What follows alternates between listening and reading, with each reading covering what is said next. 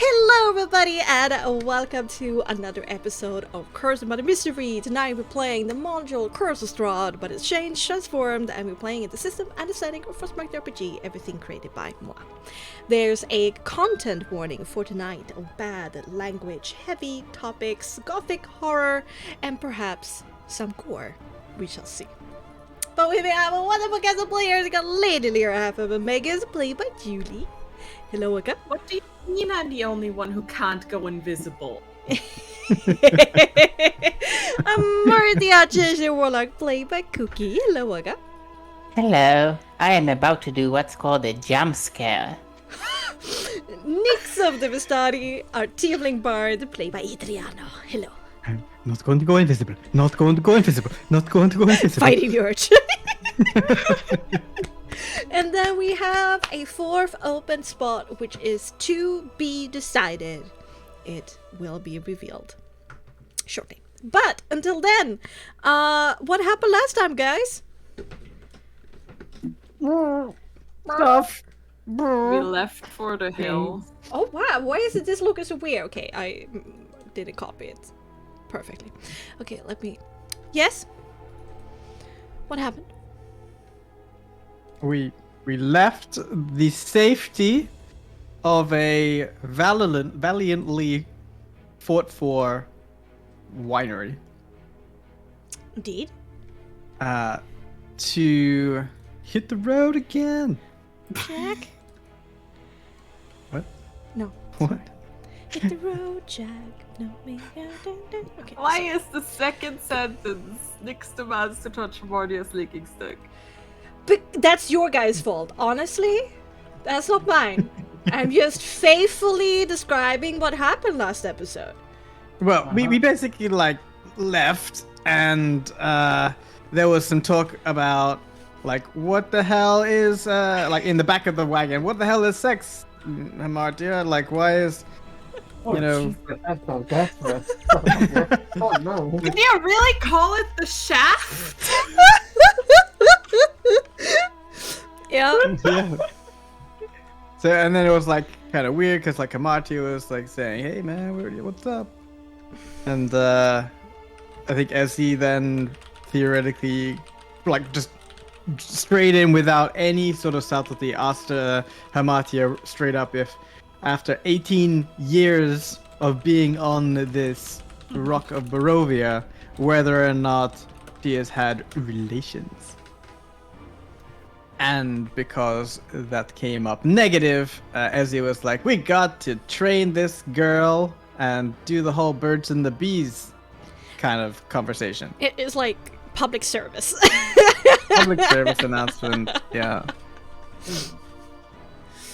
This is what the thing between a guy's legs is used for. Sure. For your pleasure, nothing else.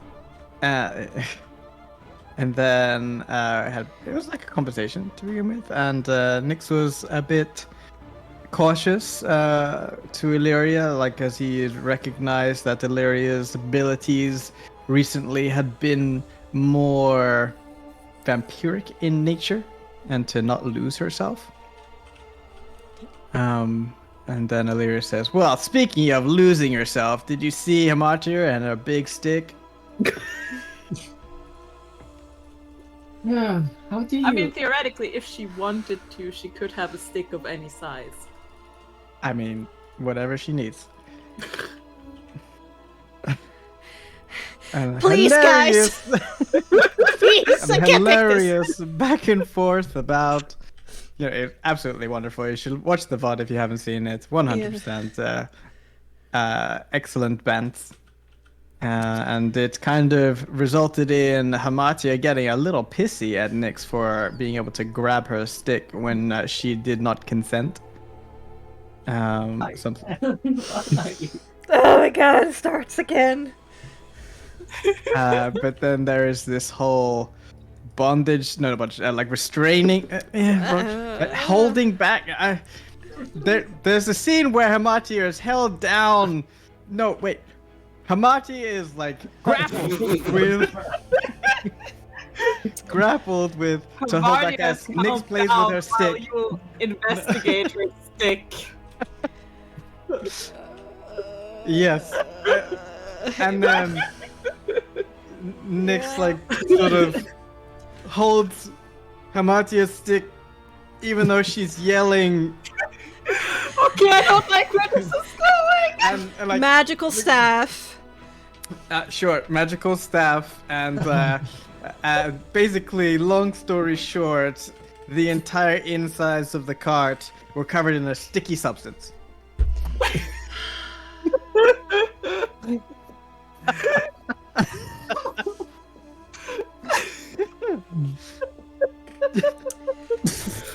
Okay, note to self. Do not hold back this How do you episode. manage to do this?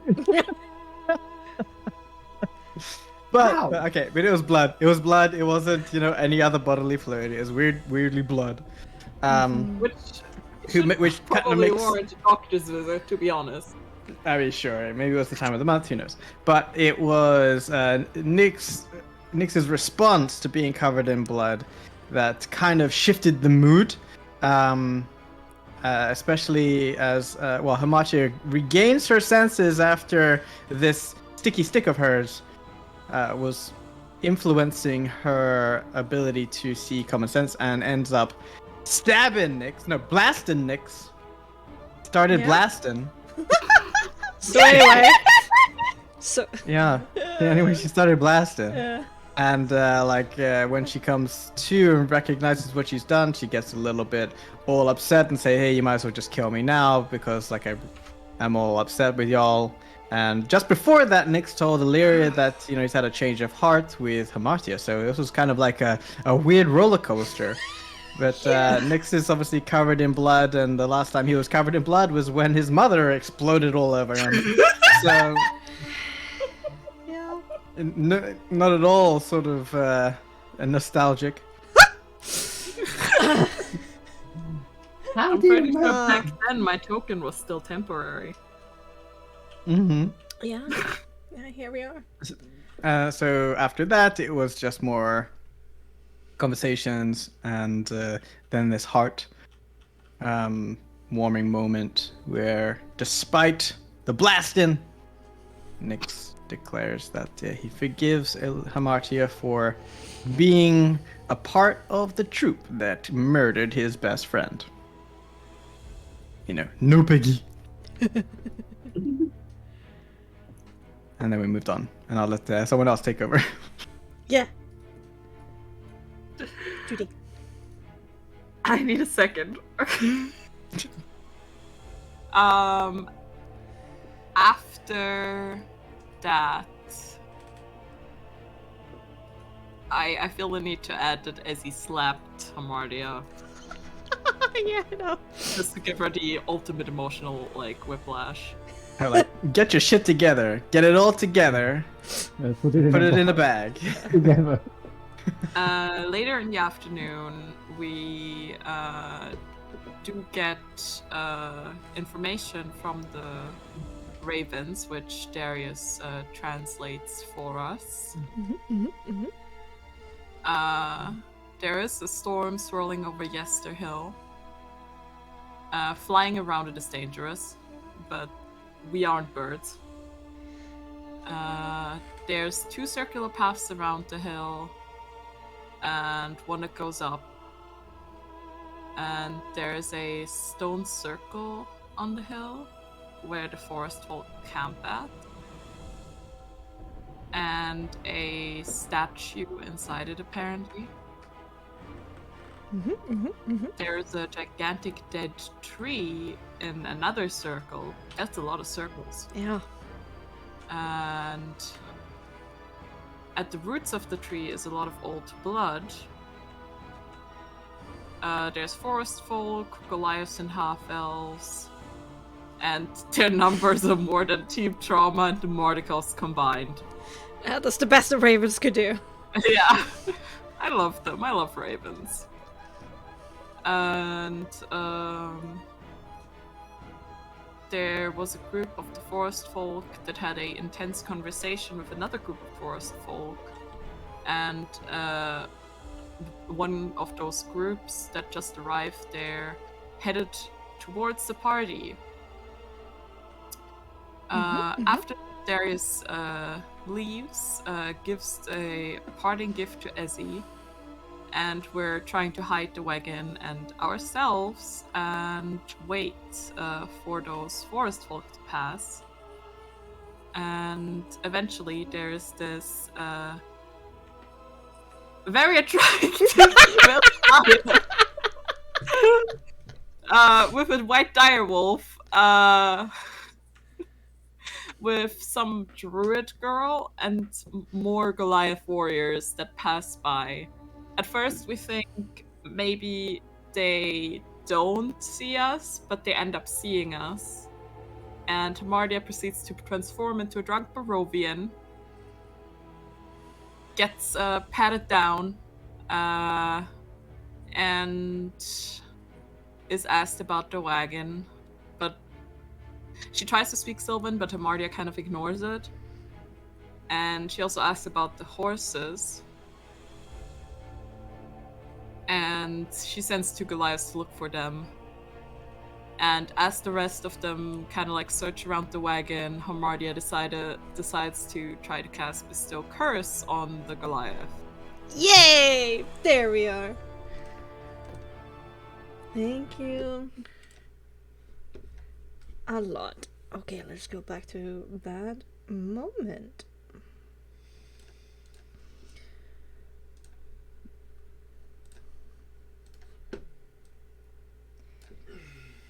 Here we are. With no animated map. Oh no, what will we do? It's just a regular map. I'm so sad. It's okay. Okay, let's get back into it. Shit. What are we going to do? We totally forgot about the wagon tracks. They're turning towards us. They're coming closer. Shit, do we have to fight? There are 8 of them. That is one imposing Goliath. There's also a druid and a direwolf. Oh shit, Mardia's moving. Is it on? Oh no, she transformed into a drunk Barovian. Maybe this works? But what is she planning to do? They can't understand each other. Okay, breathe. Maybe we can wiggle out of this. Maybe she can do this. Oh no, they're taking her stuff. This is not going good. Oh no, now they're moving towards us. What? 2 of them are heading in the other direction. Yes! Maybe. Oh shit, they're still approaching. Finding out further. Oh no. Hermurdia is still held by the Goliath. Fuck! What are we going to do? You look at each other as you lie down in the underbrush. Adrenaline spikes, your vision narrows, breath and heartbeats echoes in your head, muscles strain, sweat drips, violence dances ever nearer. Hermurdia whispers something underneath her breath. Is this it? Hermurdia, let's resolve your Bestow Curse. Yes, I want to add that, the drunk person that Hermurdia disguised as would put his hand on her shoulder and then say in Sylvan, you fucked up, and then cast a Bestow Curse. Okay. Super cool. Okay. So that's a pre-man saving throw. Sorry, man. From my side. But which effect do you want it to be? Well, I have plenty of effects that okay, when the spell, choose the curse from the following, choose one ability score. Okay, so I can do one curse, one thing. I don't know why. It doesn't even matter how hard you try. Okay. One curse. I'm What going is going to on? give it wild curse. The target must make a presence/manipulation saving for the start of each of its turns. If it fails, it wastes its action that turn and does nothing. Ooh. And how does it look like? Because you I see- rolled an 8, so that's a fail. So Hamatia's horns and eyes and teeth all appear, and as she spells the incantations, you see this black sticky liquid come out of her nostrils, her mouth, her eyes, and formulates into this small impish sort of silhouette of Hamatia, but then enters the afflicted person through its but from its nostrils or mouth or eyes, and they basically become stained with this blackened tar-like liquid. Ooh. I mean, it's a bit like a nosebleed. Some of it sometimes like drip out of the nose, like this black Yeah. tar. Heck yeah. Oh well. Immediately. Good. That's. It's level 3, right? So 12 plus Yeah. 3. Exactly what you need. Well, 50 would actually be exactly what you need. Let's see what. Do you remain in your Barovian drunk man form? She will switch. For now, she will be the Barovian man with the horn and all of the other features. So she didn't transform completely back to Amartia, but she's like in a weird halfway point. She stumbles back and start like coughing, trying to like sneeze it out of her her nose. One hand is up there, the hand turns black as she looks at it, and the shock looks up to you. Immediately the warriors snap to attention, and all of them like raise their weapons and starts to move towards you. But she hasn't like given them the go ahead yet, because before she does, hearing that you spoke Sylvan, she's going to look at you warily and ask, "Who you?" I am Amartia Sandberg. As she slowly turns into her true form. I am here on a mission, and I do not wish you any harm. But it seems like you are rather hostile. So, this was a warning. There's like a bit of a gasp that goes through the group as they see you just shift form in front of them. They turn immediately hostile and starts to charge towards you, but the blonde woman holds up a hand, just a flat hand up in the air in a universal sign of stop.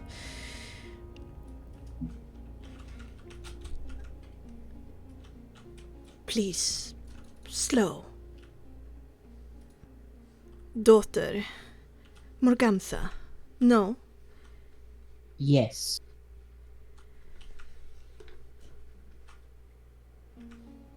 She's taking a bit back.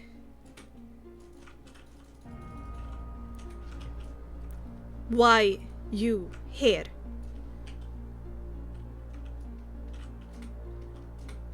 I'm here on an errand. She cocks her head to the side, not understanding what you're saying. I need to go there, and she points into the direction of Fiesta Hill. Why? And she is just going to say, Do you know of a Winter Splinter? There is a quick question being shot at her with high stress from the druid woman who's kind of lurking in the background. She only like the big blonde Goliath woman, Annie, looks over her shoulder and gives her like a sign of like calm down, and then looks back to you. Yes. Where do you stand on the matter? Where do you stand? Well, I asked first.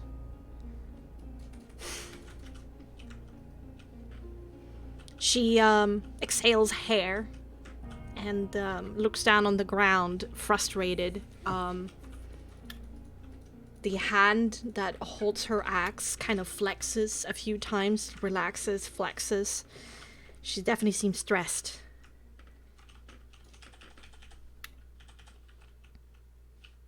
Rin, tell me, Morgantha daughter, travel with bloodsucker partner.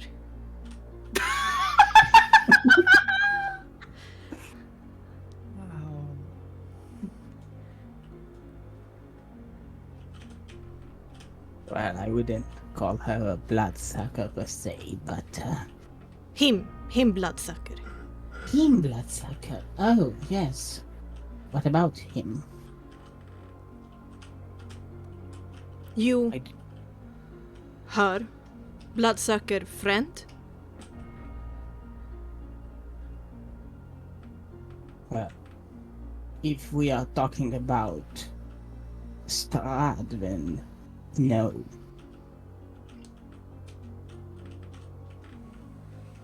She straightens her back a little bit, sneezes kinda again, mutters something underneath her breath that is probably a curse word.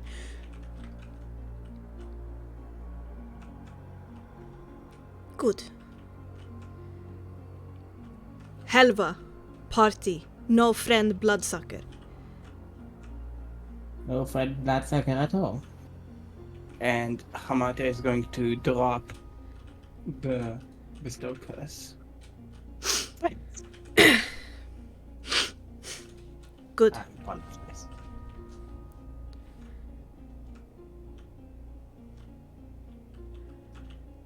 You travel alone? No, I have friends nearby. But it might take me a bit to call them. You travel towards hill? Yes. You said You want- Winter Splinter, you know? I know that it's a thing that's coming, but we don't know exactly what it is. We're on a mission to understand it better, to see if it brings will or woe to Barovia. Slow, simple words. Winter Splinter, good or bad, may find out.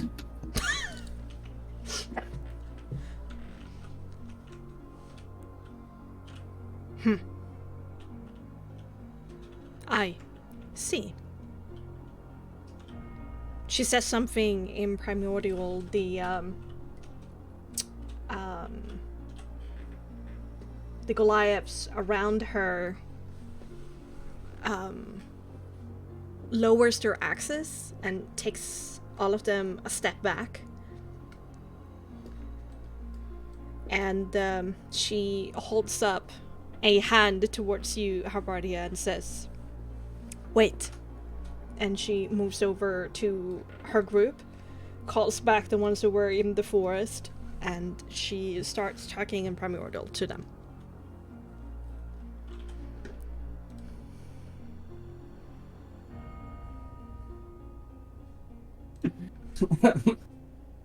I'm not yet accept tips, I will live. I think the bushes or whatever do too.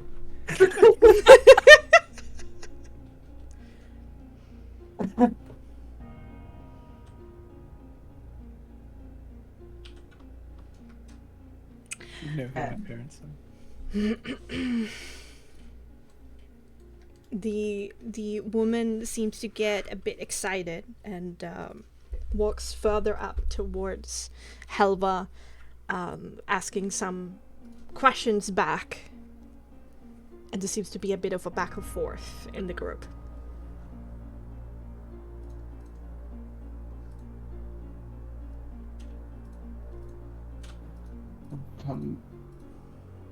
Martia will, in the meanwhile, pull out nothing for now. Your stuff is still stolen. There's still Chances are higher that you will get it back now, but who knows yet. Yeah. So I feel just take Soul out, pet him, little, like, so she'll pet Soul like Dr. Evil to get her game face going. Okay. Eventually, whatever conversation they had seems to end, and she turns back to you, and she says,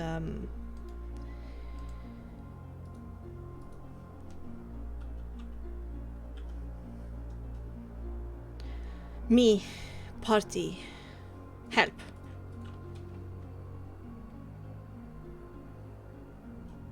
Winter Splinter and disease must die. Winter Splinter must die.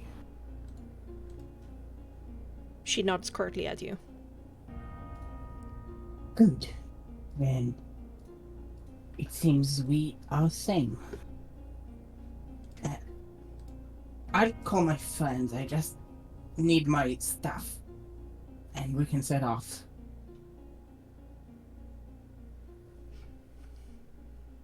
Stuff.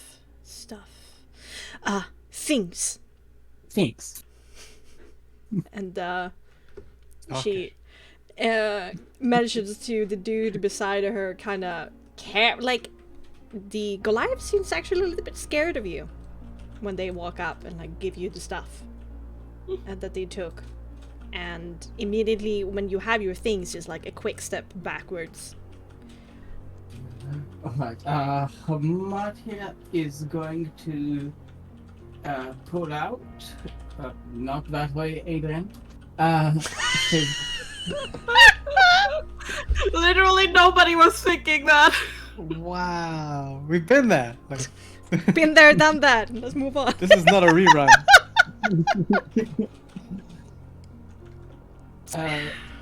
She is going to pull out the vial of Fad's blood. And she's going to open it up, take a bit of it, lick it, and then say in common, "All forces, if you hear me, go back to meeting spot."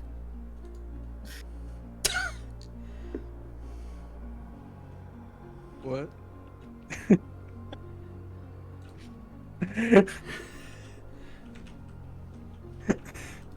Like collective question marks over everyone in the bushes. Go back to meeting spot. Is this meant to be like? Does it look like Hamati is trying to like put on some sort of a ritual, like Kage Bunshin no Jutsu kind of thing? She seems to more like fake a communications device with the vial of the blood. More than anything. Oh my god. She walking like a blood walkie-talkie. Oh my god. Okay. So Nyx will take the lead here, and since he's wearing the hat, he will. He will use the hat of disguise to cover himself completely in blood, like fake blood, make it look like fake blood. It's like blood. Not real blood. Okay, and then he will stand up, and as he stands up, he like stands up through the blood, and it looks like it's like peeling off of him, like he's been summoned from a blood dimension. As he comes out of the bushes, as if he has walked out of some sort of like blood that has held him back. Boop. Oh god. I want to make some kind of performance here to see how let's just make a deception presence. From whom? Between plus, okay, it's not bad. It's not bad. At 21. Oh! Everybody, including Helma, who doesn't seem that easy to rattle, take a quick step back, and there are, like, weapons are being drawn again just out of sheer instinct. Amartya is going to shout in What? Sylvan. It's fine. It's fine. He just got a bit messy.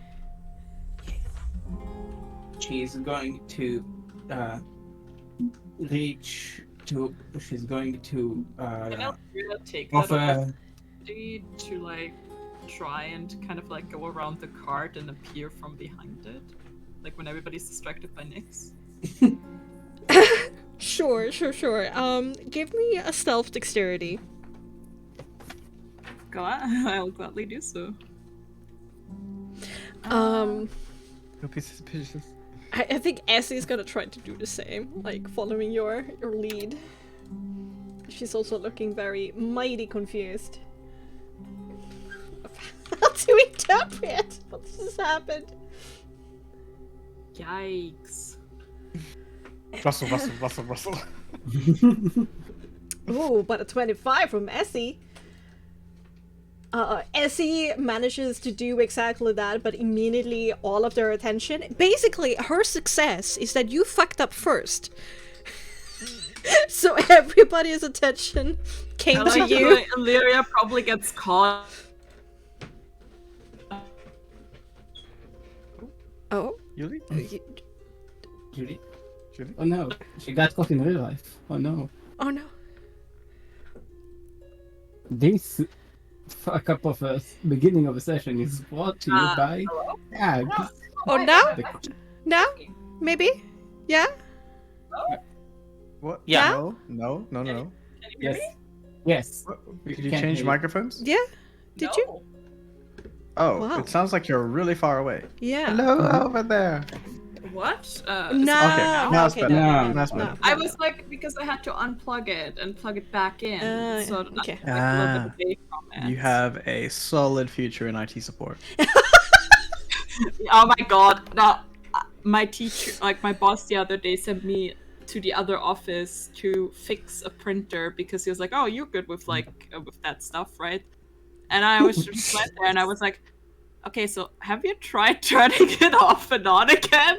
It's surprising how many times that worked. But okay, everybody's attention turns to you, and you can see that everybody's staring at you as you kind of just failed to get out of this bush in a quiet manner. Amartya is just going to shout in Sylvan. Friends. It's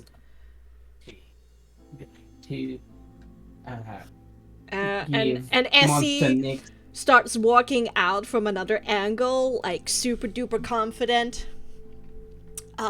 Puts one of her knuckles on her hip and then gives him a wink and a sup. I'll look at Hamati and say, "Are you cold?" my creature. These wonderful people will help us stop the winter splinter. Oh, And when they we- understand common. No, we don't, but I... I mean, I don't think Then they why- talked common right there. She's going to say both things, both in common and Sylvan. Okay. Oh, okay. Nyx won't understand what you're saying. Like, doesn't understand Sylvan, so Yeah. it's like, why are you calling me your creature? Well, you came out covered in blood. What do you want me to do? You drank from a blood vial, and you just like sort of said, "Come back." I was like thinking, "What, are you summoning us? Is there some sort of blood ritual that you and your mother do?" I had no idea. I was thinking on the spot. There's a lot of people here. What the fuck is going on? These are all people that want to stop the winter splinter, so I kind of... And they think you're stars. The Ravens told us Oh. that there was like a intense conversation that they saw, right? These are these people. Back to Sylvan. Excuse me, these people, pretty dumb, have to explain.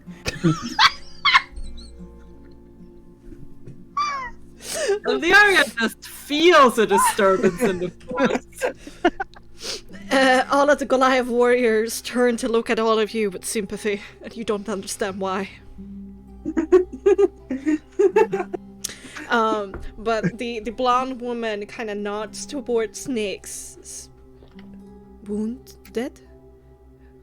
Hurt? Is she speaking common right now, or No, still Sylvan. So, Couldn't speak common. no wound, and just a scuffle, a fight. Yeah.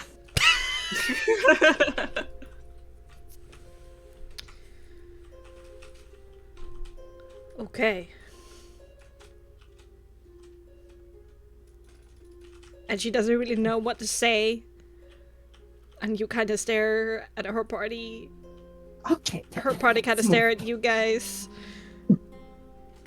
So, what did you negotiate, Ramatiar? You clearly can communicate with them. Don't know why you couldn't do that before. But what's going on here? Because we were just in these bushes, and then you stepped out. You did this weird, creepy magic, and then all of a sudden everyone was angry at you, and then they all stopped. And you were talking in this weird forest language, whatever it is. Hey, that's my mother tongue. Didn't solve it. No, I mean, I'm not trying to insult it. It's just I don't speak it. Okay. I can. I'll give you the quick It's summary. not a reason to insult it. Well, first of all, thank you for putting up with this shit. Second of all, well, apparently two of them speak Sylvan, which I do, and they apparently got information that the daughter of Morgantha, which is me, is traveling with a quote bloodsucker end quote, and she looks at you, Nix. I'm not a bloodsucker. She said Bloodsucker traveling partner. Yeah, bloodsucker partner, as she said. What she said. Bloodsucker partner. Waifu. Vampire waifu. A bloodsucker partner, and she looks at Illyria. And That's you're not- just. Fuck me. Of course. Anyway, we Okay. both understood that we hate Strahd, and we both understood that Winter Splinter needs to die, apparently. So we decided to join forces. Oh, Yes. well, that's certainly helpful.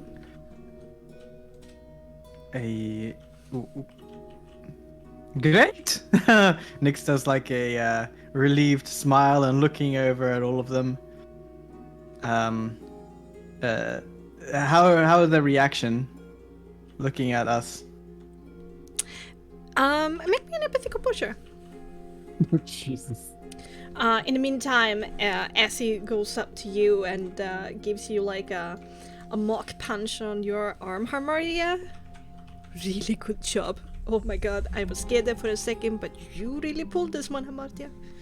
Yeah, pull it out of my ass, more like. It's a nice looking I ass. mean, that's a good skill to have. If that Yes. werewolf is anything to go by. Nix, they seem very hesitant. They don't really know how to act around you guys. They are, there's a certain either fear or reverence towards whatever Hamartia symbolizes, and there's a certain, they're a little bit disturbed at your situation with the blood. Oh, okay. Then I will bring out the half bottle of whiskey that I have.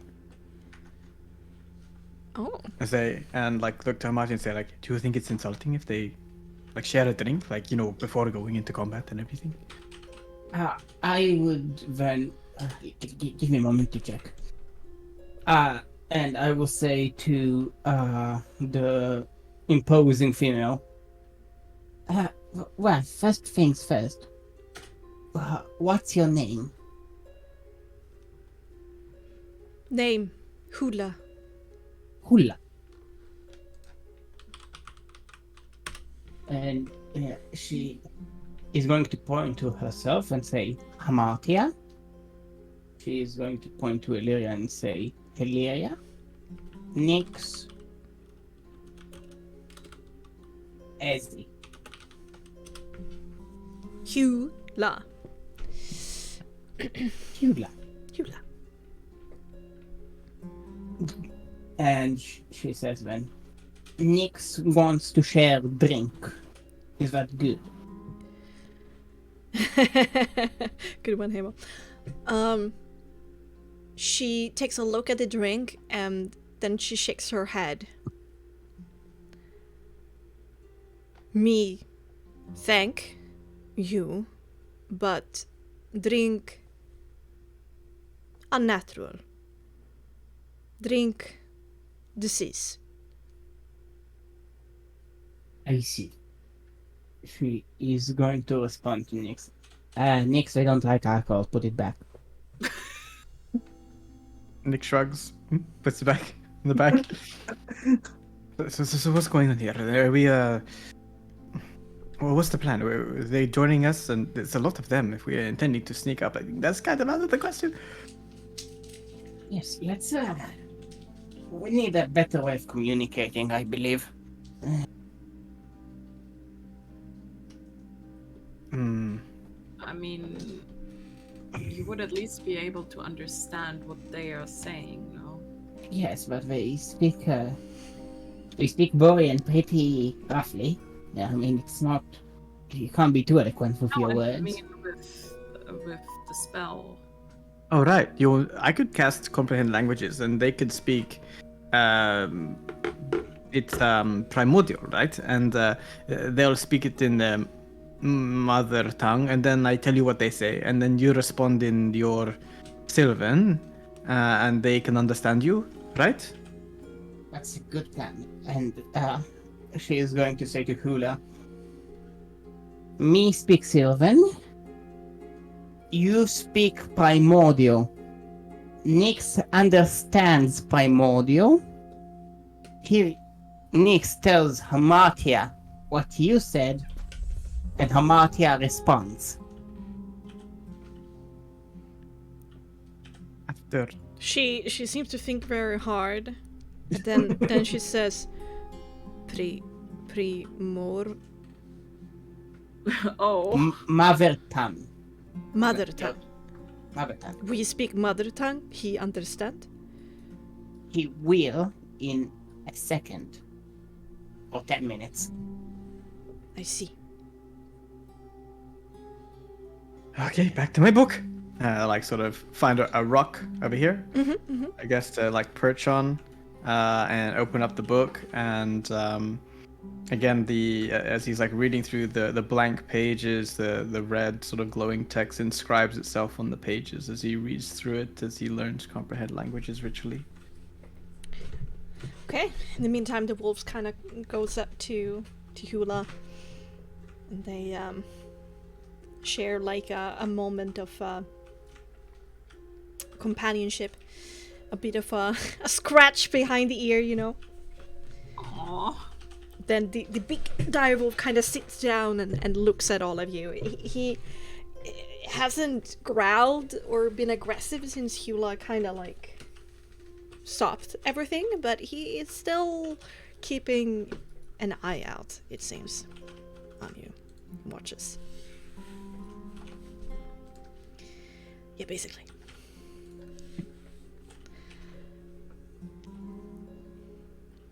Okay.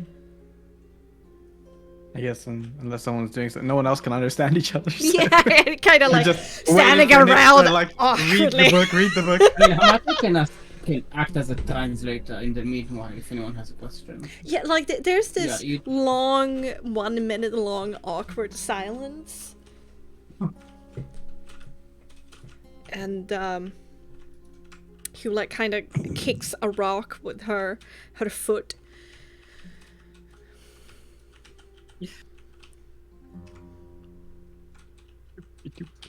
Reading a book. Ritually casting. Read. How you know Winter Splinter?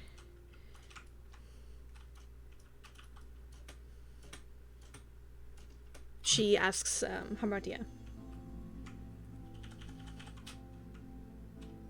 One of you taunted us with it before he died.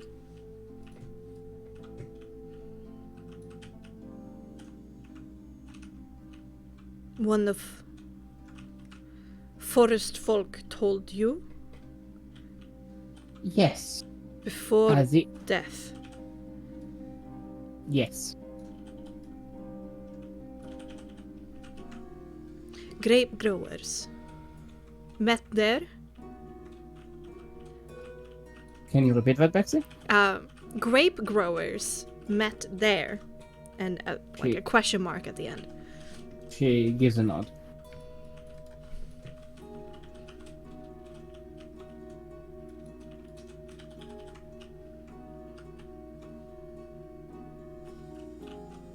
There's a quick question coming from, again, the woman. And Hula listens, this time very seriously, and then looks over to you.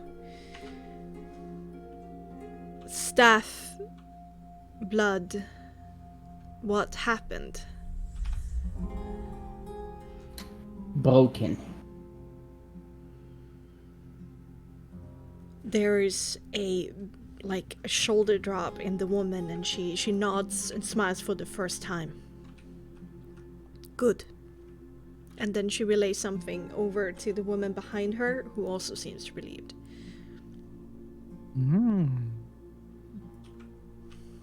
Was staff evil? Ivor. Staff deceased. Disease. Nikna deceased. Eye broke.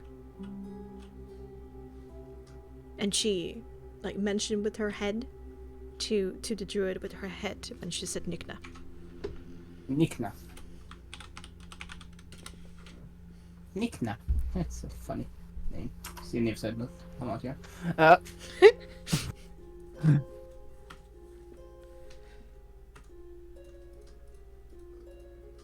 I had a question. I'll give you a moment. My train of thought went away.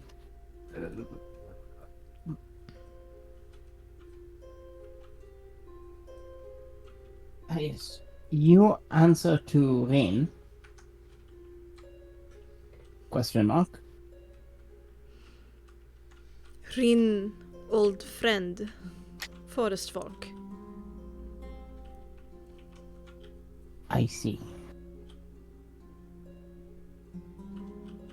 Rin, my friend. Sylvan, give me.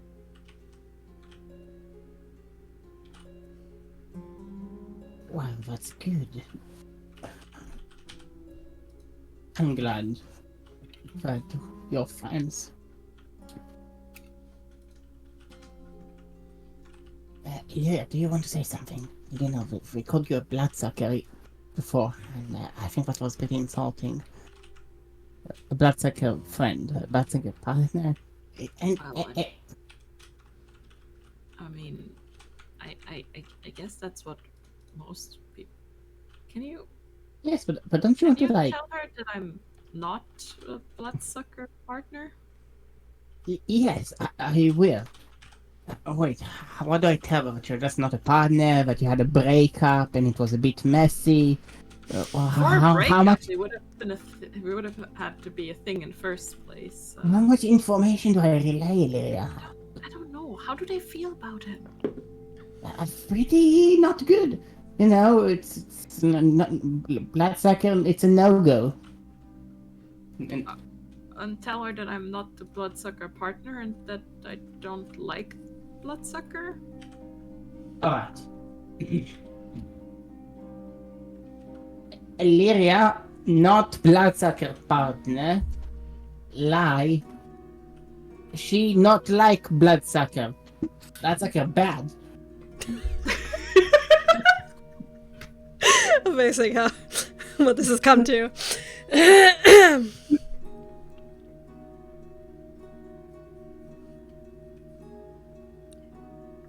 Hula, glad. We not know if partner or not partner.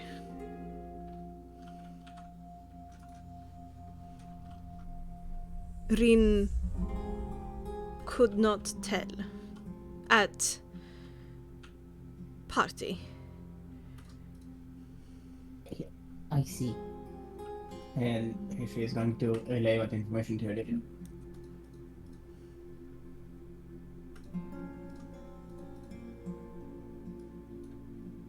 Maybe tell her to keep it a secret then? I mean...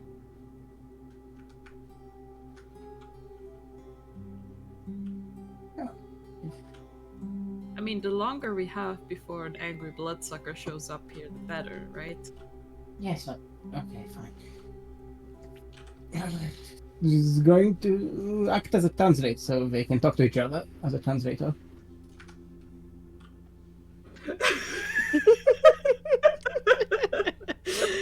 Yeah, Emma. Yeah, that would be hard.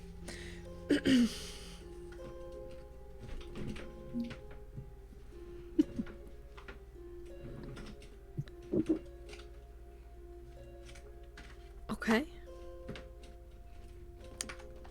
Time passes. Oh, Yeah, unless you want the ritual to complete. yeah. Time passes, and eventually the I ritual. wanted to ask one more thing. Okay.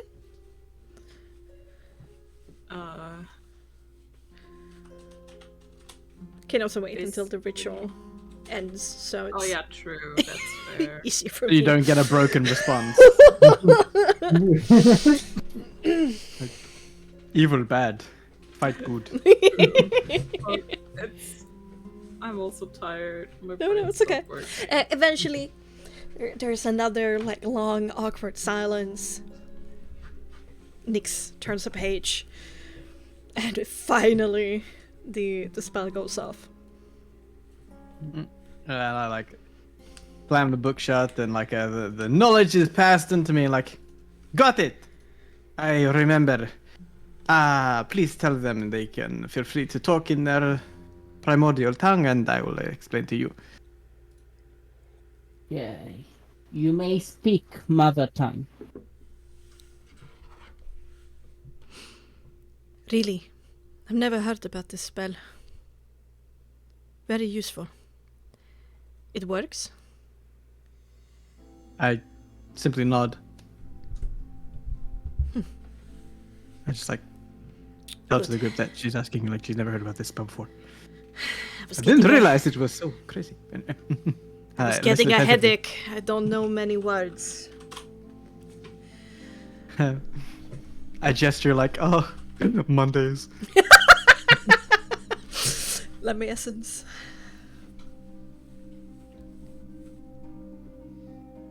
So, how are this going to work? To what extent are you willing to help us? We're gonna save, unless you want me to like reinterpret it in like verbal terms. Like I think. Oh, No, I think we can have an actual conversation now without me going ooga boonga booga. Well, our responses will be short. Yes. I suppose because we can't speak.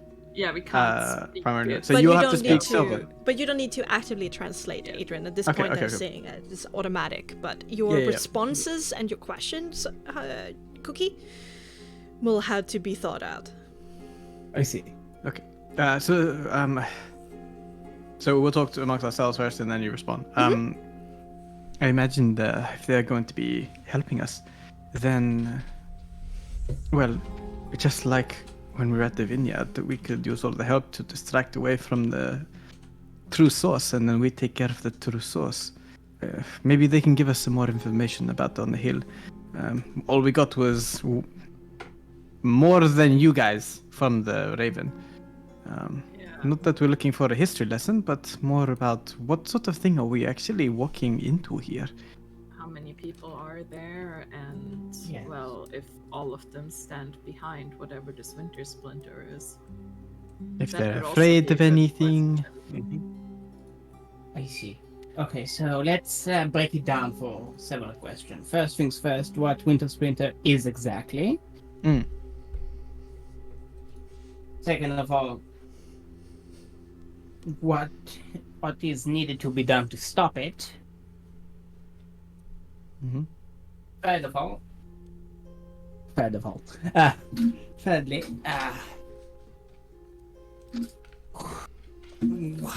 how many? What are the forces in Yasuhil? And finally, what's a plan? Well, What sounds like they are asking us about like what is our commitment here. What are we Yes. intending to do? So we can just, if can they are enter true it. allies, we just say we intend to. Well, Winter Splinter, I have an inclination that it's some sort of like that branch that you held. oh, it's a splinter. It's like a big splinter in the farm, which is Well, Barovia. the Raven. Well, we were told through Darius that there was a big tree with blood at the bottom, and you were holding onto a Very bloody stick. Yes. Very true. Okay, so I tell them that we are here to end Winter Splinter. Is it alright if I asked him one unrelated question after we're done? Yeah, sure, go for it. I mean, it seems friendly enough, even if a bit imposing.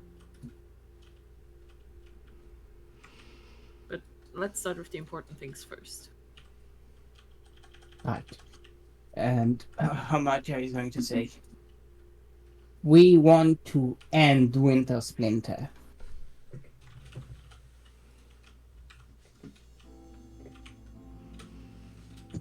Winter Splinter must die. Disease is Winter Splinter. Oh, Then I it don't need to shall talk be to that so. way. I can talk normally. I got back to the caveman. I'm back to caveman. I gotta slow you to it now. Oh no. We also wish that Winter Splinter is destroyed. The disease that has befallen my people because of it runs deep. It was a mistake to tamper with the corrupted magic of the ancient land. The branches that are cut off from Winter Splinter changes how you think.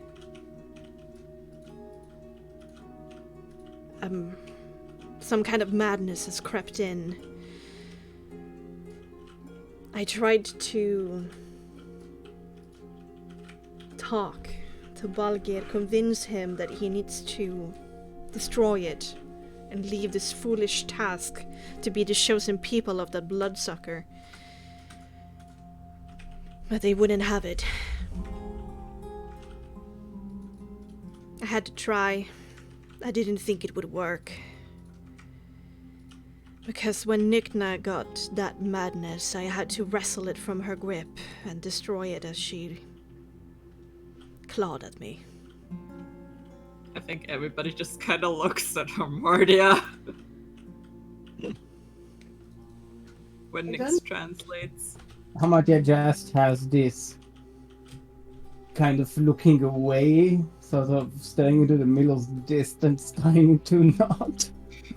I don't know what you're talking. I didn't know what you're talking about. I haven't the slightest clue.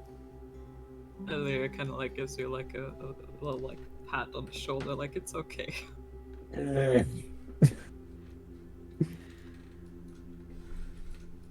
Okay, so what the stick that we had, that spooky stick, a root from a tree, then a branch, rather. Okay, so we know what it is. We know it's some ancient magic. We know there is a curse or some sort of disease. And she mentioned something about they were doing something. Like, what is it that they have done? Clearly she's against it because she seems more about the natural order of. I'm concerned about the chosen people of the bloodsucker thing. Chosen people of the bloodsucker would refer to Vistani, wouldn't it? Could be.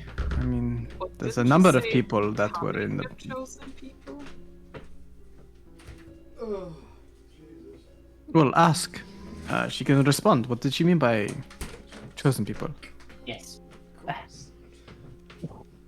What are the chosen people?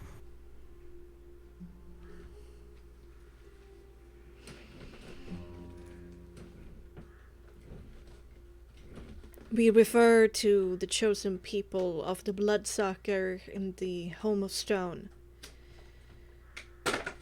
Ravenloft. Oh, so the vampire spawn, the creatures Yeah. that we encountered in Valaki, perhaps. They Yeah, came some- here with what they now call Barovians. They were his people. He adopted the Vistani as a second people. Forest people have never been a chosen people. We have been pushed to the edges of civilization, given scraps, less to hunt every year. The Barovians fell out of the protection, betrayed the Bloodsucker. Voices. There are voices within the people of the forest to bring gifts to the Bloodsucker, to make us chosen as well. Oi. But Bloodsucker only brings destruction, corruption, disease, madness. His magic twisted our sacred Golthias tree to Winter Splinter, created these bloodied branches that mess with our druids' heads, making them enslaved to its will. Becoming the chosen people will have its advantages, but it's not worth it. And it would also be betraying our ancient oaths and traditions. I, Hula, of the White Wolf tribe, stand against it. But too many have fallen to the temptation of what Rin speaks of that we can gain if we become a chosen people of the Bloodsucker.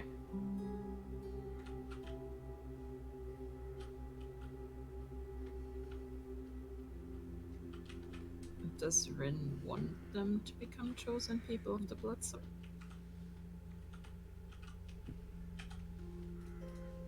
Do you convey that, Hamardia? Yes.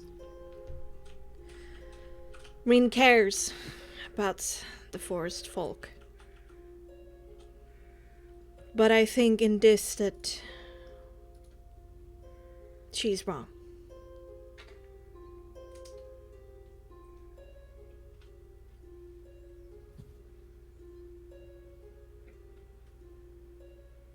We are slowly dying like the Barovians are. She wishes to save us. But I'd rather die honorably than to be under the dirty boot of the Bloodsucker.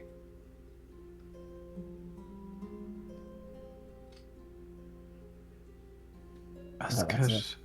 how can we kill this cursed tree? How do we kill disease? How do we kill Winter Splinter?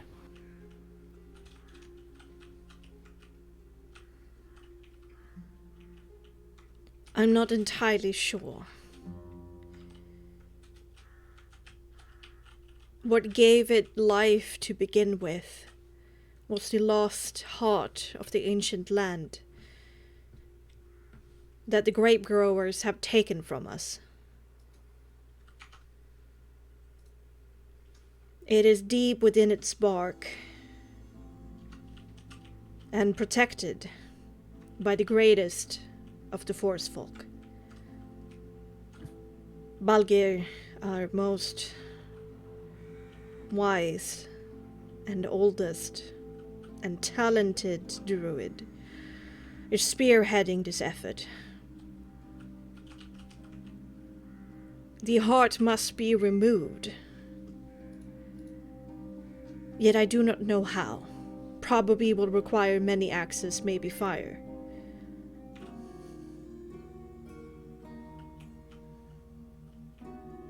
Well, if it's fire they are looking for,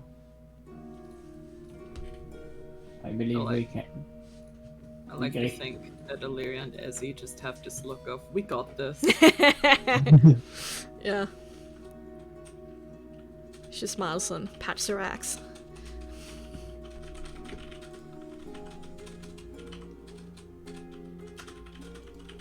Okay, so break into the hut through the bark, take out the heart of the tree and then the curse. All the whilst trying to shrug off the protectors that they claim to be the strongest of their tribe. So I suppose what they can do is potentially take care of them for us whilst we take care of the tree.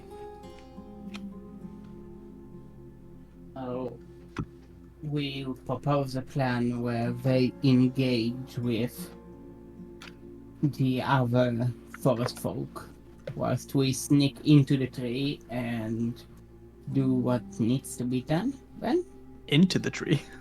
into the tree. No, I don't think we can climb in the tree. It's like a... we have to How like break big is the tree. Oh yes, so they distract the forces and we go tree smashing. We go lumberjacking. We go daddling. Yeah. Yep. We do the whole was it thirst trap from TikTok kind of deal. You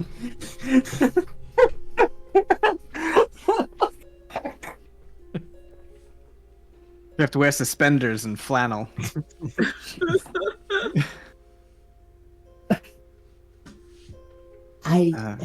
Yes.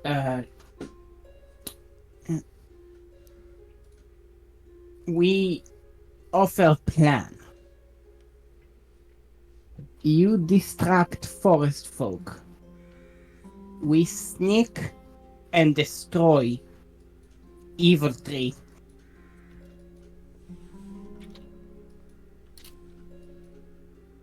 Only one path to 3.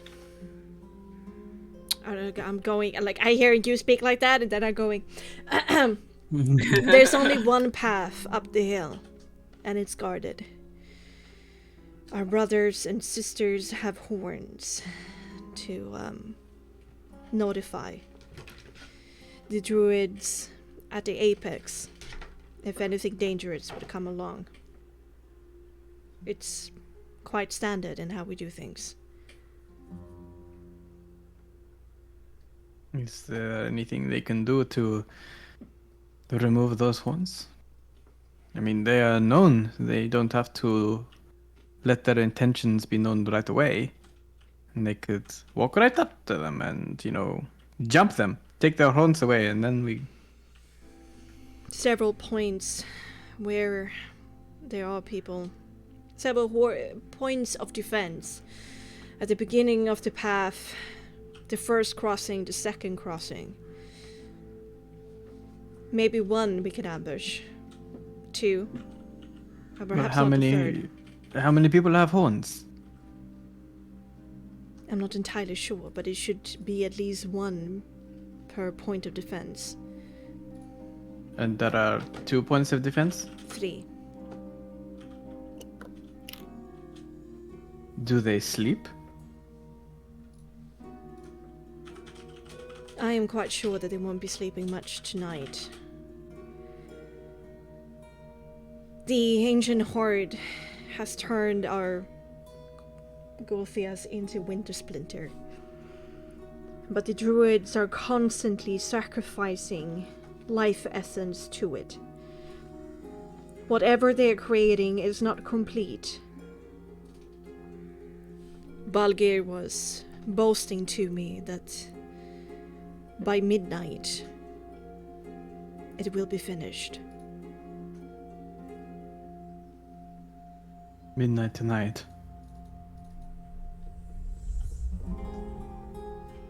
Well, I propose that we head there immediately. Stop on the outskirts and prepare ourselves Yes. before doing our best to sneak in. Now, a lot of us, several of us, not all of us, can be as transparent as the wind. And we could infiltrate somewhat quickly, but I don't know how many people have those horns. So, if you can point them out, maybe we sneak in, grab the horns, hopefully, without being distracted or notified. And I think at least to try to infiltrate and then attack once we have the advantage of surprise. We do have to consider if that plan goes wrong, but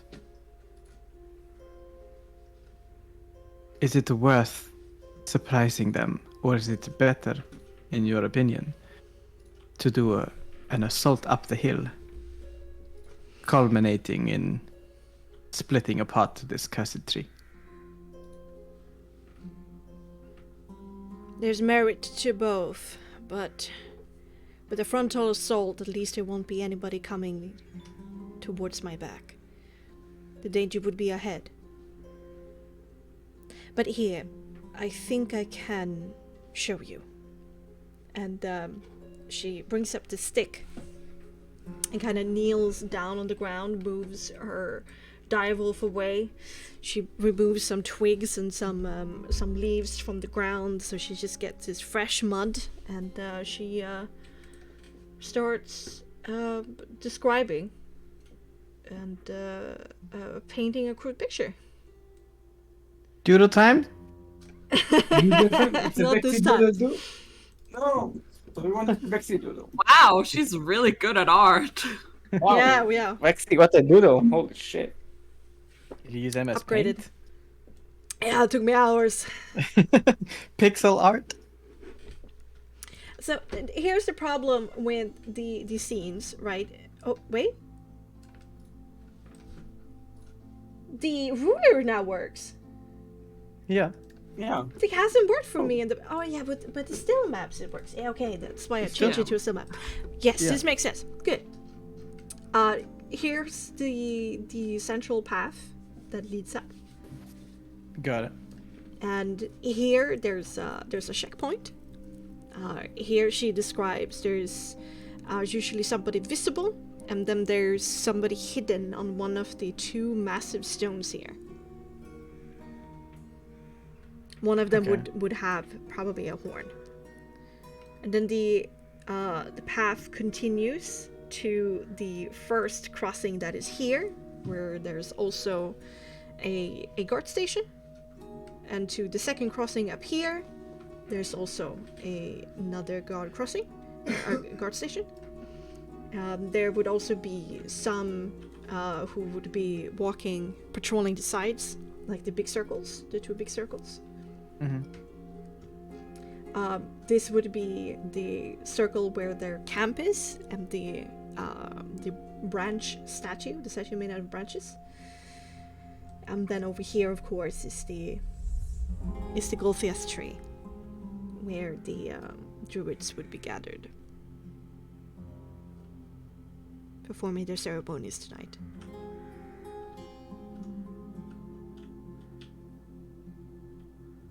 Got it.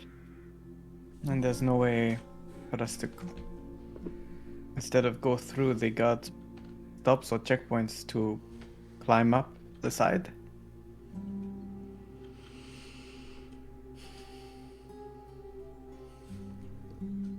The half-elves have an ability to see in the dark that we do not have. Either we bring torches to see what and where we climb, and risk being seen by just light. Or in the darkness, we might make sounds or slip or fall. It's steeper than you think, and hard to do without equipment.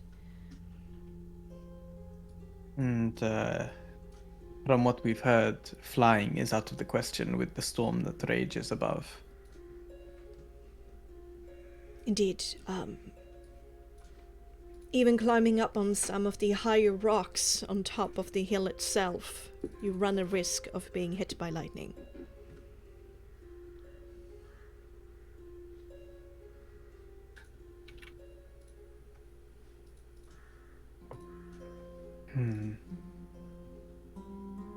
It's a tricky one, but do you have numbers per se? If we were to be smart and take down the hornblowers from the rocks at the first checkpoint, the other checkpoints don't seem to have the same lookout. If we were to be quick, we could at least take the first checkpoint without anybody knowing. More or less, right? Hopefully. It would be easier to fight them in smaller groups, for sure. Even if it pains me that I need to turn my blade towards my brothers and sisters. I'm trying to talk sense into them, but it doesn't seem to work. This madness must end. Maybe we can take the first and then just rush past the other two groups. It's hard when they are closer together, as you see. The sound of our fighting might be heard for the other group, even if we take their horn. We will have to see how it turns out. If it is fast and quick to remove the first checkpoint, you could technically, perhaps, unless there is a visible... on the second one, can they see? I mean, it'll be nighttime, so I guess they won't be able to see. There's a fire by the shrine. If it goes out, flickers, maybe. The druid's magic can also be noticeable. And at every checkpoint there is a druid. I'm not sure. There are more Goliaths in general than druids at Jester Hill.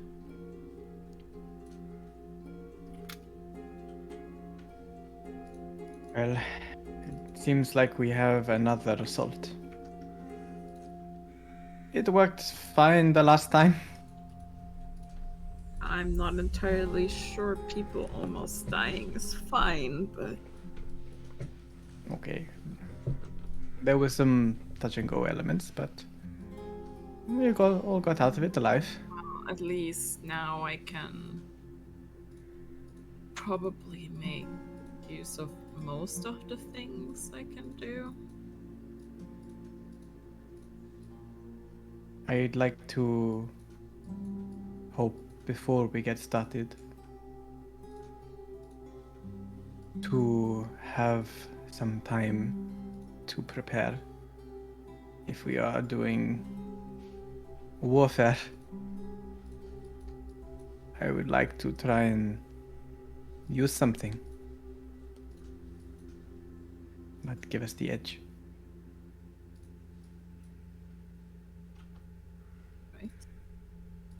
Irina's told me that you are not to be underestimated, and clearly you have several tricks.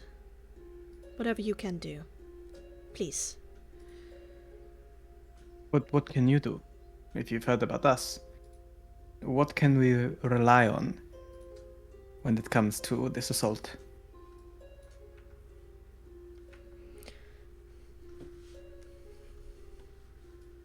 She thinks to herself and then just raises her axe.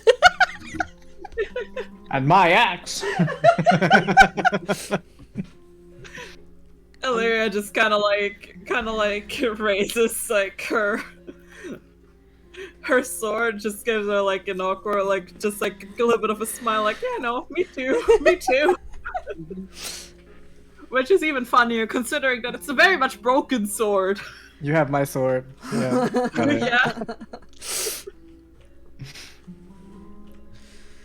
I've been Right. an hardened fighter since I could walk. They have taught me how to defend them. How to cultivate my anger. And does Nikna here, any of though, you- is a druid. She speaks oh. she speaks nature's language. So she can conjure some things out of using Coptic, the arcane talents. How do you feel about magic in general?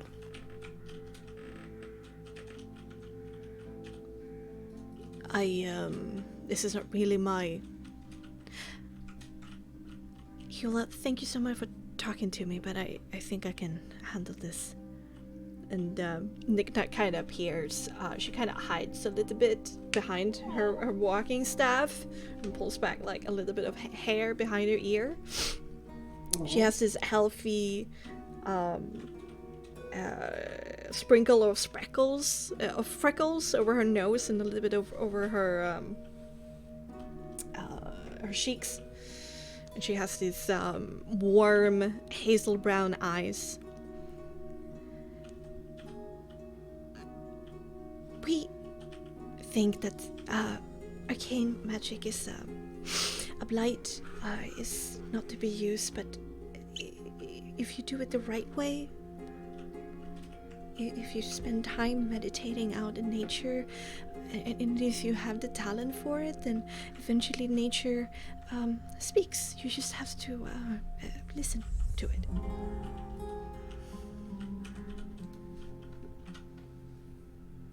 Right.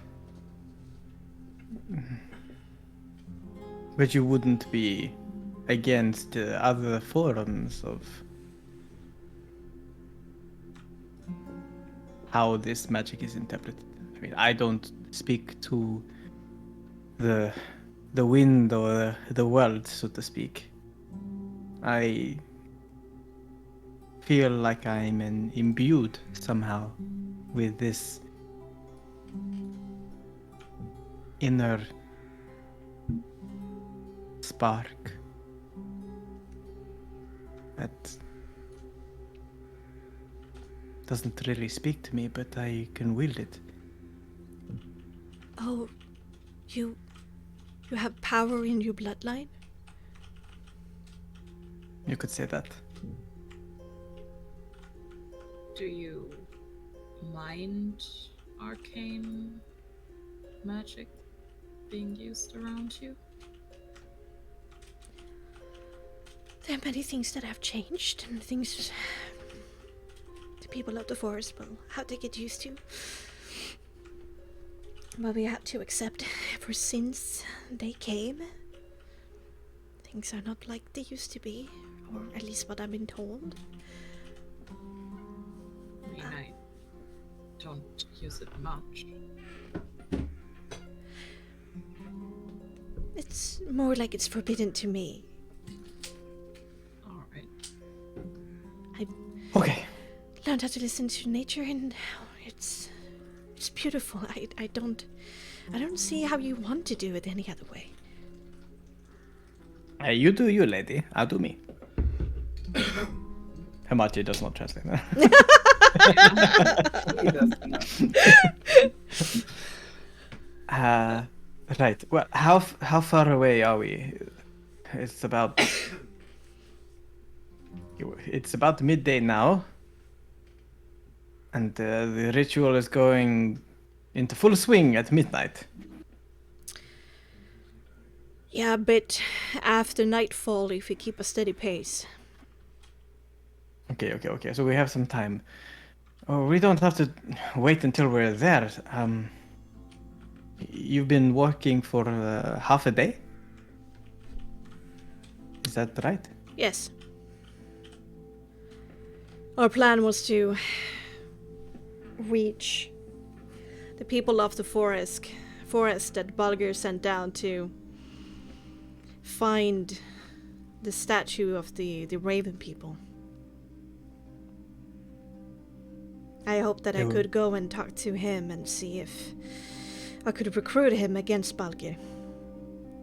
Fool's errand, maybe, but I had to try. But they are now dead. And there's like a quizzical brow that is raised.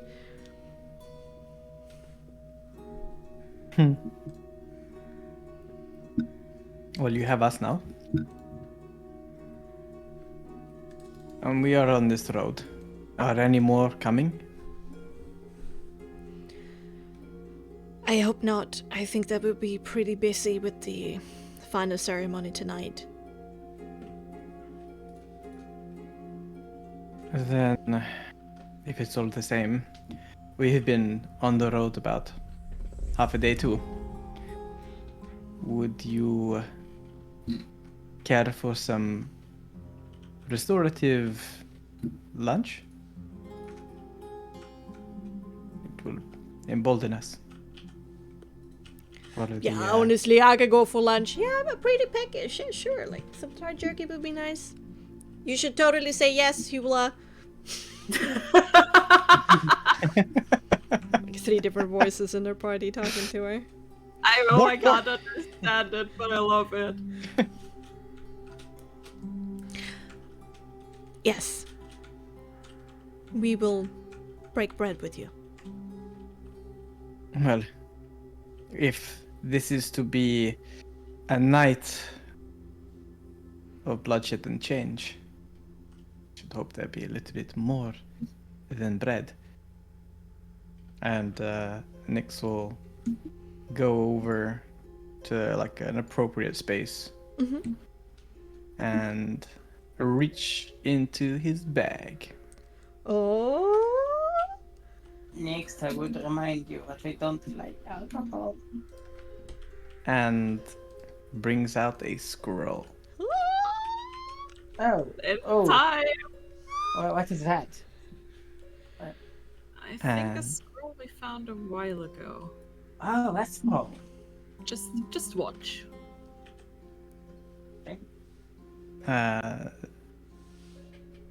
Nick sort of gestures to these damn Goliaths close by. To like, yeah, back up, give some space. Cracks his knuckles and then breaks the seal of the scroll of Hero's Feast. Oof. And as he starts to read the incantation, as he like unfurls it like an Esther scroll, his words speed up as the lettering on the scroll disappears as he says the words, and then he whizzes the other end of the scroll out, unfurling it like a long roll of toilet paper. And as he does so, the scroll turns into a large tablecloth, and as it like flings like a billowed cape, stretching out for like 8 meters long, it settles down into a beautiful table filled with wine, jerky, cold cuts, steaming meat, water, fruits, breads, and gestures to it and says, I hope this is better than breaking bread. If we are to share bloodshed. Hula immediately comes up to you and kind of smacks you in the back. Now we're talking. You should be worried, little guy. If you continue like this, I might not allow you to leave. But what does that mean? And she like pushes past you. You better tell her you can only do it once. But one trick more? Magic food is back on the menu, guys! And like everybody like rushes to the table. Nikna like comes up and whispers, "That's... I've never seen such magic. This is..." She kind of like pods and prods it a little bit before sitting down. Is it enough for all of you? Like, how many people can it It's a great feast. It can take up to any number of people. That up to 12 creatures can partake of the feast. Well, I think we're 12. 4, 5, 6, 7, 8, 9, 10, 11. They're 10. 12. Oh no, it's not enough. They're 10 in total. So to be 2 poor guys. 2. 2 poor guys.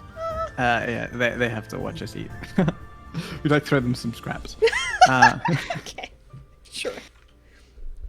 Okay, as you sit down to eat and have a nice meal together, let's use that opportunity to take a short break. Yay! Yay! Get some snack. Does a hero's feast include chocolate milk?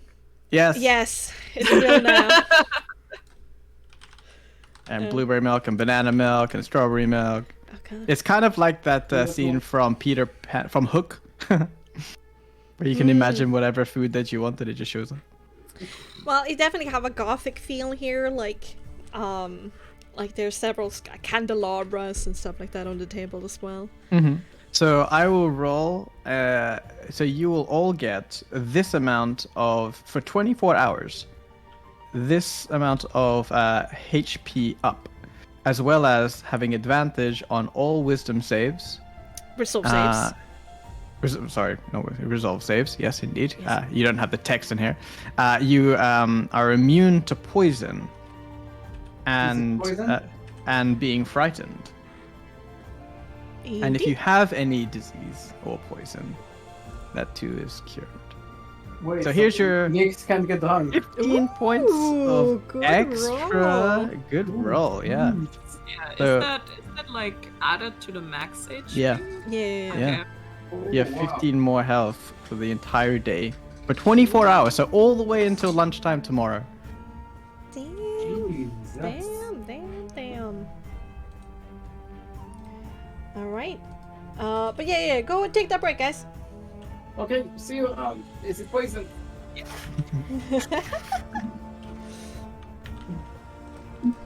Damn. Essie up at 94 hit points. Alright, I'm gonna go refill my drink and be right back.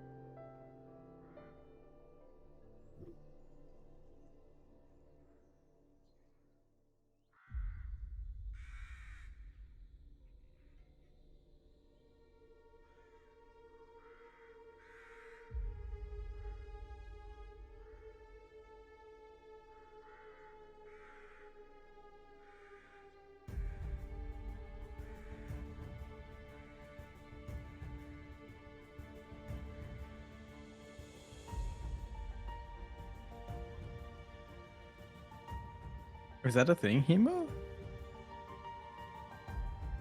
Is that like a contract? If you eat together, you slay together? You be best buds for now?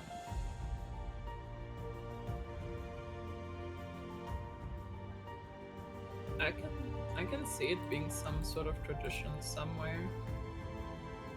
But isn't that like more of a hunt? You like share in the hunt and then you cook the hunt and then that is the act of bonding.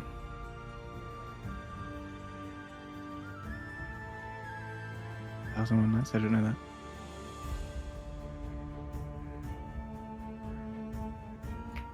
Yeah, I'm uneducated as fuck.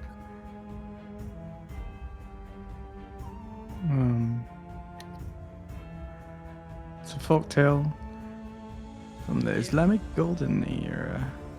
I mean, I've heard about it. I just don't know much about it.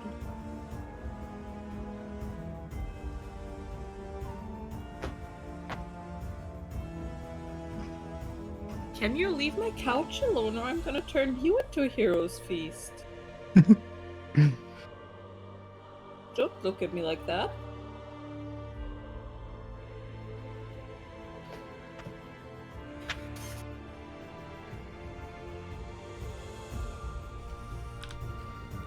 I am back. Do you know that look that like cats give you when when they know they've done something wrong? No. They're like, yeah, I did. I'd do it again.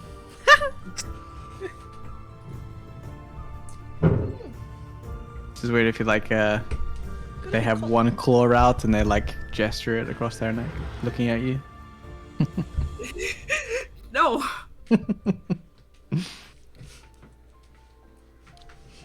Or like when I'm like, what are you doing? And they just look at me with those big eyes, like I'm not doing anything wrong. That's how they always look. Oh, that's interesting, Hemo. Yeah. Warring tribes in our house that established the meal friendship messed with the war plans. I like that. Like, let's not fight each other. Let's just, have pizza. I mean, in one of the games I'm in, we're kind of like trying to reform the place that we're currently at, with it's like the super militaristic kind of organization, right? Mm-hmm. And my character's just like, how about we make the warlord some pancakes? With blueberries? We haven't decided it yet. I got stuff to make the pancakes, but then realized that they don't even know that you can use a stove for more than cooking water. You're gonna be like the whole Gordon Ramsay of the group. It's more like it was like, imagine us. We're like the second highest rank in this organization, right? And we're just walking in, and it's like, hey, instead of your big plan to win the war, have you considered a peace treaty? By the way, do you want pancakes? That's a nice one. Peace treaty of pancakes. Bexxy, Yes. are you aware there's a typo in your future quest slide? No. Oh well.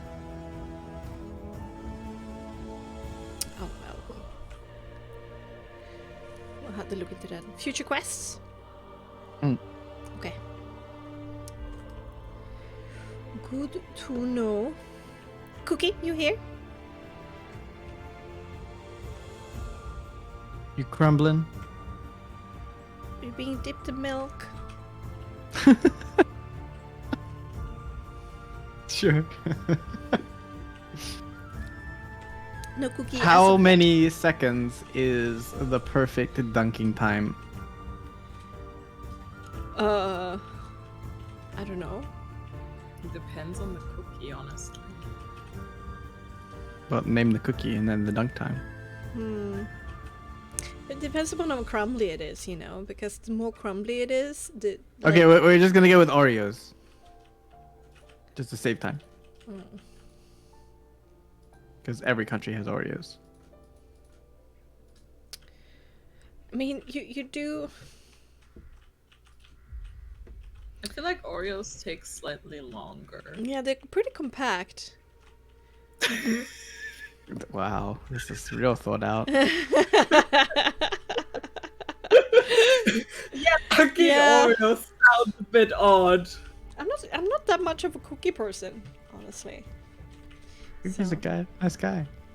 I mean, Cookie, the person, is Yes. great, but not that much of, I'm not a huge cookie person either. Okay. I mean, You just you don't dunk, you just put them in the milk if and just I let them have- dissolve. I Oh, have to. I'd rather dunk them in whatever I have at hand because I like that more than not dunking them. Did you say you dunk your hand? In whatever I have at hand. Oh, okay. Well, I mean, Like, not you know how like necessarily a cat, everything, but a usually, cat like it drinks milk out of a glass, like dips her hand in it, like licks the hand. Like, like I will more often than not have milk, but have like coffee or cocoa around. No, I'm more of a pastries person. dunk your pastries, you monster. No, I don't. Soggy pastries? Like No, that's not what I said. a Pretty wet some of the croissant? stuff. I'm pretty sure some of the stuff my aunt makes does qualify as that. I think you actually have like Yeah, as semolot long as has possible, like but not the one it in milk or something like that, right? Yeah, it's the old way of semolais for sure. It was served in a hot bowl of warm milk. For sure. But it's not. That's like the really really old way. It's not how it's enjoyed today. We sometimes refer to like the. I don't even know if that counts as baking, like the desserts that my aunt makes or her friends that my grandma sometimes brings home with her. Mhm. We just kind of refer to them as like goop. Goop? Oh no! That is a marketable name right there. Because it's just like we don't know what it is. Wanna It's taste sweet, some of my it's goop? a bucket of cream, and it's basically just like a. Jesus. Are you sure you don't want to have like a nice hot slice of this goop? And I'm pretty sure. I mean, we don't call it goop, but it's like the closest thing I could think of to translate. Geggamoja. Geggamoja. Or maybe clud. Something like that. Yeah, but kladkaka, you know, it's kind of like That well, doesn't it's called sound it's sticky right. cake in English, but it's like it's kind of like a low baked chocolate cake. You know, like when you Yeah. don't cook chocolate cake too long, it's sort of like it's all gooey in the middle, like a molten lava cake. Is gloop a word? Gloop, it's a word, yeah. That's true. But it's not any better for your marketing. I mean, yeah, I know, but like, I mean, it worked for if we Cloud if we ask Google, that's what it translates. What we call it as too. Okay. Okay. Just gloop. Cookie, Yeah, can you we be? just Oh, call it. Cookie, are you here to save me from this conversation? From Yuri's gloop. Yeah. Cookie, please save me. I feel betrayed. There's gloop to be had. That feels really rude towards my aunt, but I mean, that's what Oh no. I actually know about goop as well, Mm, and I yeah. wish I didn't. stem cell cake, delicious. Mm. Fish cake. Ugh. Kaka.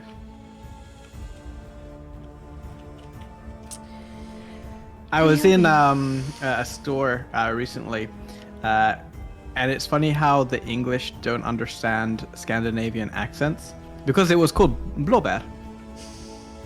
Right. Oh Sorry. no. That is the name of the Blaubar. store. They say blaba. Blah blah blah. Blaubar. Blaubar. Blaubar. Blaba. I was like, what the heck, blaba? And I was like, no, I'm gonna blåbär. blah blah your face. Well, at least you're not gonna gloop it. Oh, Cookie's back. good. Good. Did you have your own heroes feast? Yes, I have a bagel here. Yeah, we can hear that. A bagel with some za'atar on it. Mhm. And Method gaming. and a berry jam sandwich, like forest shit, like forest berries, like things that you find in the forest, and they're fruits, and you put them in a jam, and it's a jam on the sandwich. Wait, what? Got it. My brain kind of like tuned out at things you A find. bagel with jam on it. No, the bagels was other. The sandwiches with the jam. I go first. Okay. Let's continue on where we were. A huge hero's feast, stuff in your face. It tastes amazing. Anything you want to talk about during the during dinner or lunch, brunch? Well, comprehension languages last an hour as well, and we have to eat here an hour to imbibe, so it all makes sense. But when it comes to the end of the food, I will have to either re-up the ritual, or we will stop understanding each other. Yeah, I think we need to continue to understand each other at least for a little while. Okay. So then at the... We also might want to cast it just before we arrive. Right, so... I don't know how Frostmark does it in terms of, like, continual ritual casting.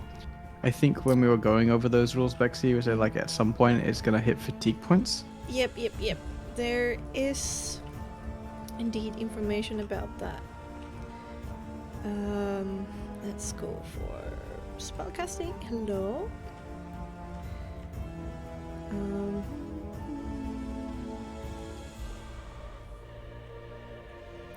Rituals. Rituals over a lengthy process requires a great concentration. After casting several rituals per day, the caster is going to experience mental fatigue. You can cast 3 spells through ritual casting once per long rest with no side effects. But any consecutive ritual casting before you take a long rest afflicts you with a level of exhaustion. I can cast 3 total Yes. ritual spells. Per long rest, if you do a 4th, you suffer a level of exhaustion. If you cast the same ritual cost more than twice before a long rest, you gain a level of exhaustion. So I can only do it twice. 2. Right, for the same spell. Mm. And you cannot kill yourself through these means. Probably I can't best kill myself with we- reading. We Got it. do it before then, right? I think everyone would probably kind of know how ritual casting works at this point. Yeah. Yeah. So I guess If you we got need a to talk pip about in occult, our... you would know. I suppose we want one of those off conversations where we're just like generally chit-chatting. Okay. But I would say like if we... I can only understand you until for the remainder of this feast, more or less. And then I can do it once more later on. But that's all I can do. I can do a little bit more, but then I get really tired. So, if there is anything that you wish to ask of us during this feast, and I ask of you, I recommend that you don't eat silently. Pick up. If there's anything that you can think of before we go there. You just coming from there and us with our abilities. We need as much information to ensure that this attack goes well.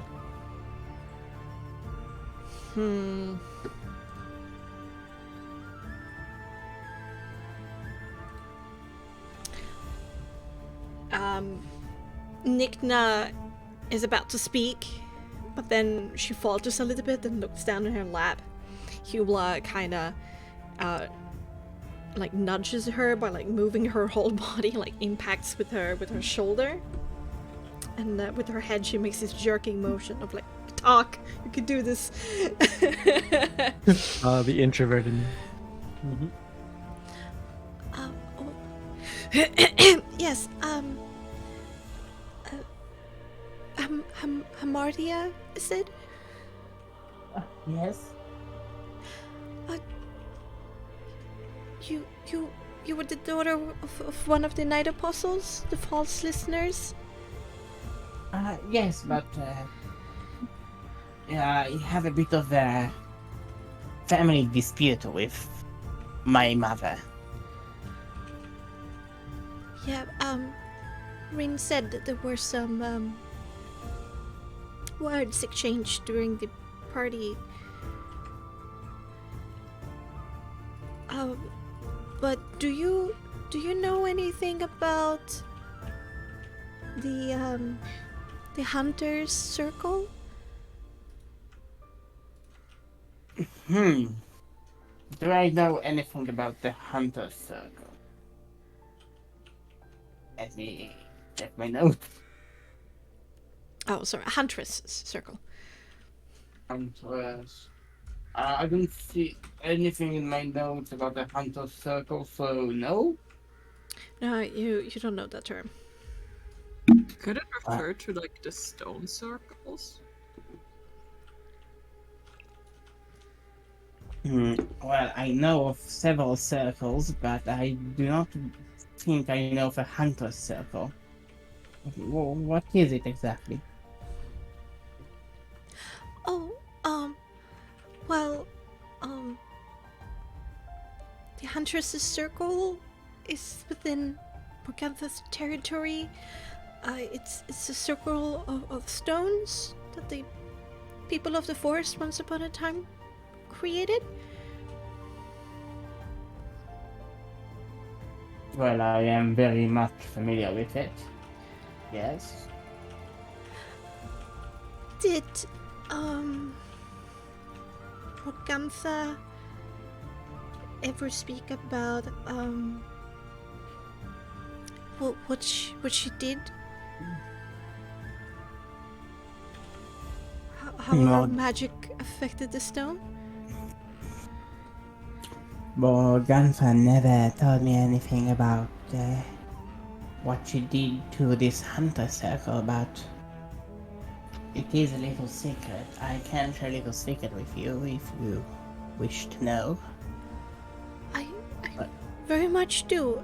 Anything you can tell us about the ancient land, that'd be wonderful. Well, the secret is I touched the stone and whatever was in the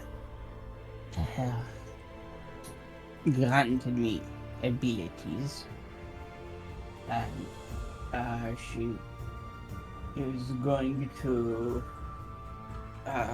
create a wind blast, just prepare it but to not shoot it, so there's this ball of swirling air in her hand. Her eyes open like super wide. You have spoken to the Huntress?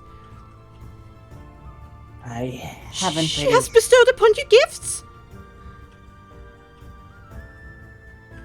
Oh, well, I haven't spoken to her, but I didn't know she was in there. I just thought people in fog, but something did give me power there. But why you and not... Why would she... The Wanderer has always been silent to everybody.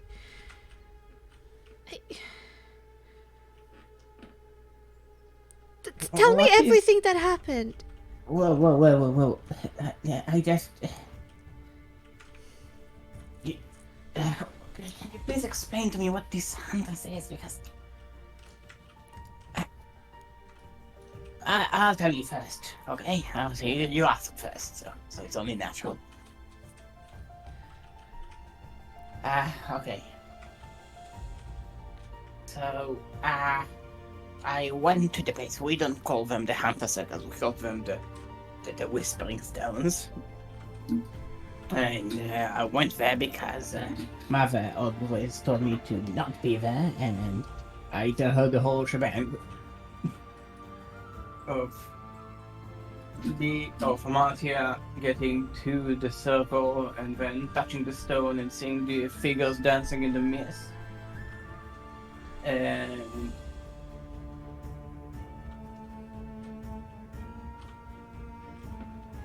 And basically how she got some wind powers that she wasn't aware that she has. Now she can summon shit and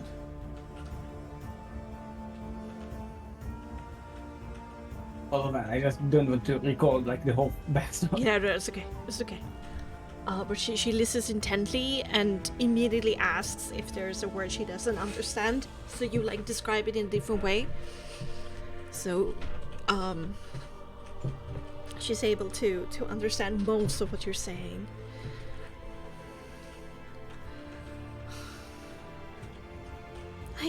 Why you? Every druid ventures down into the black hole to visit the Wanderer. But she hasn't spoken to any of us. She continues as the others to show us how to listen to nature, but the ancient land hasn't bestowed upon us gifts in several generations.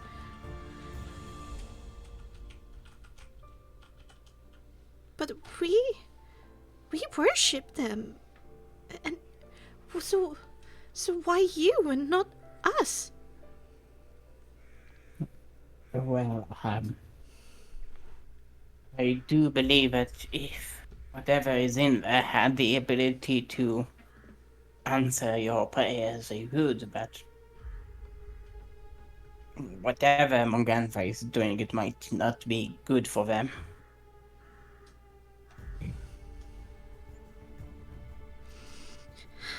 What do you mean? Well, every time, they have this thing where they go to the stone circle, the whispering stones, or the hunter circle, and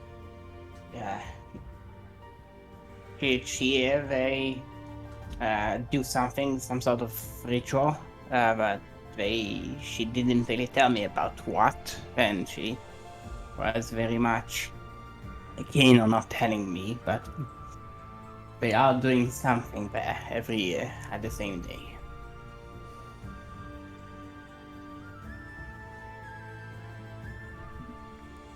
The Winter Listener. A friend Rin. Every winter solstice comes to Chester Hill to spend time with the Wanderer alone. I wonder, maybe, but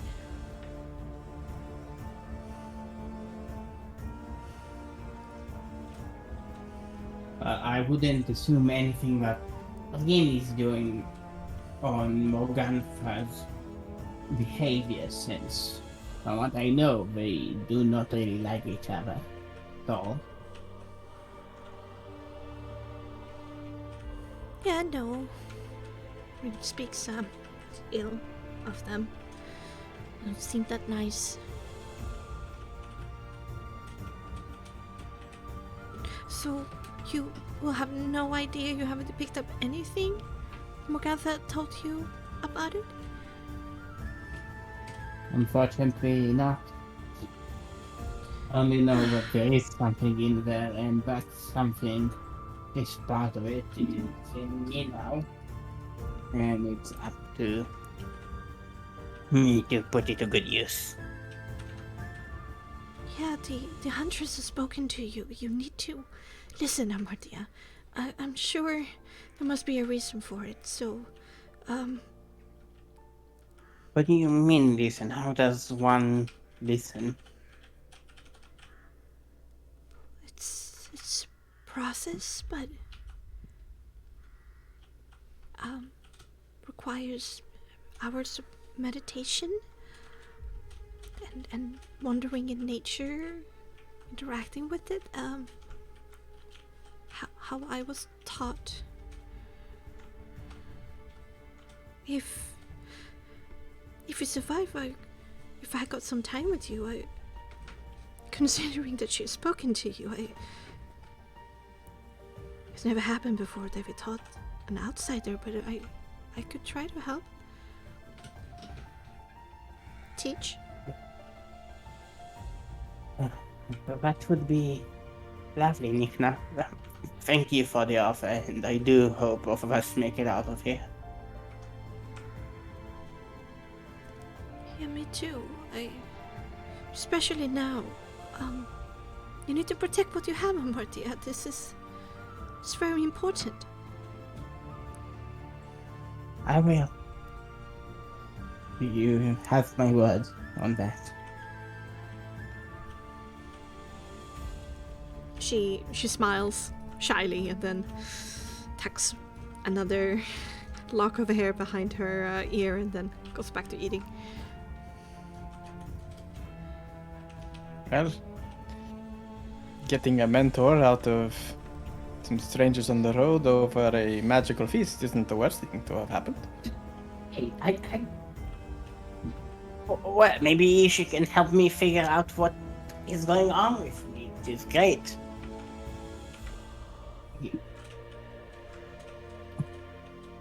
I'm glad that you are wanting to figure that out for yourself. I'm pretty sure that no one in our party could help you out any more so than try and do. What you do and what you call upon with the power is nothing to do with how I or probably how Illyria conjures that magic. Yeah, it's a funny thing, isn't it? We all have some sort of mysterious power that we don't know where it exactly comes from, but all of us have different sources for it. Oh, I know where it comes from. I used killed to the know, thing where it came from. I used to know where most of my magic came from. Well, I'm pretty sure where it's coming from now is more. We still know where it's probably coming from. Yes. Oh, you know, it's not the power, it's how you use it. Sure. Still, Should if I you had no stop? idea, now you get to learn more about it, and if that resounds with you, then well, becoming stronger is what our objective is if we intend to take down Strahd. Do you think I should stop using it? Your power, you're from Tatiana.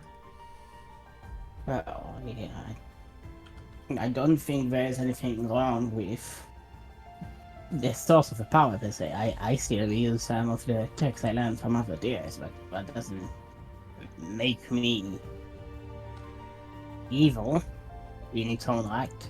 So I don't see any reason why using the power of Tatiana, who, by all that we've learned, is supposed to be a decent enough person, should be a scary thing for you. Like I was saying when we were on the I mean, cart, that's Illyria, you just have to not lose yourself. I just wasn't sure how you felt about it as all. Hey, if you're still Illyria, you're still Illyria. I don't think there is... Of I mean- course I'm Illyrian. Yes, you are. And I think we all agree that Illyria is a good thing. Don't worry. If I will continue to vocalize my concerns, just like I did. So, like Amatya says, it's how you use it. As long as you're not aching to bite me in that specific way, then we're good. Oh, other ways are fine? Oh, yeah, sure. Mata is going to do something because she learned about sex. And she's going to make an empathy composure check. Oh. What? Wait, is this some kinky shit? Sure, go ahead.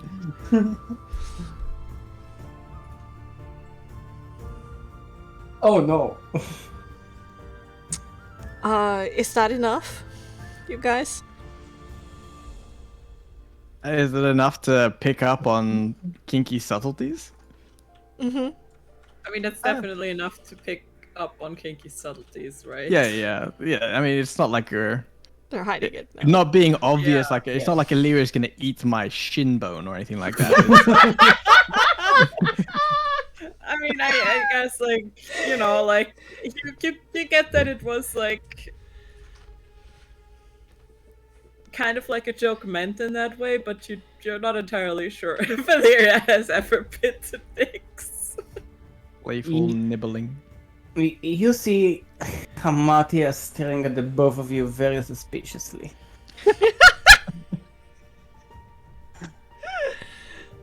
Can we help you? Oh, well, it's just that, you know, I had a funny thought.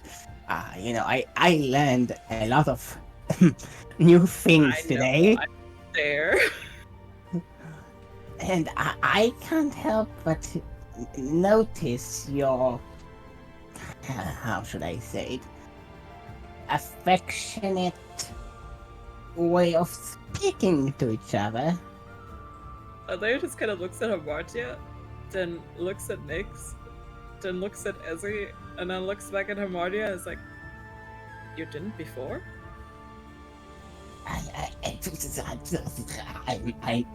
I mean, yes, but I didn't know what. She looks at Ezzy. Don't look at me. Were you two doing the thing I was taught earlier? Oh, they totally boning. I mean, it's obvious. They are? Oh, Ezzy, I wanted to mess with her a little. you... Gonna throw some sympathy her way. Wait, what? I mean, something is going on, for sure, right? The chummy, gregarious, all blushes. Ezzy, we've grown up together. I know the look that you have, you know the look that I have when certain things transpire. Just like I saw the look last night when you were attempting to do what I thought you were attempting to do. You know the conversation we had this morning? Last night. Time is weird. Yeah, I know, it's strange. It feels like it's been a week or two. Or at least 2. To be fair, just today's journeys feels a bit like a fever dream. Must be Barovia and its fog. I just want to... Not that I'm enjoying the light conversation with the fact that we have a group of people we met on the road and a giant dog behind us. But look how fluffy he is. Oh my god. I keep wanting to ask if I can pet him. It's like, But- he's like curled up now on this side of the road. The ears still perked up and the eye is kind of like moving back and forth, keeping an eye on you guys. But look here. This feast is going to end in a few moments, and there's only so many things I can say to these people that we're about to... Well, some of them may not even survive this night. Some of us may not survive this night. Is that... I don't want to put a damper here, but this is where we're going. If we're fighting uphill into a stronghold, okay, we did okay with... But, you know, okay is a very loose term with the vineyard, but... Look, something goes wrong. One of us falls. There's no shame in retreating. I want to say that out of anyone in Barovia that I'd want to end the curse with, it would be the people at this table.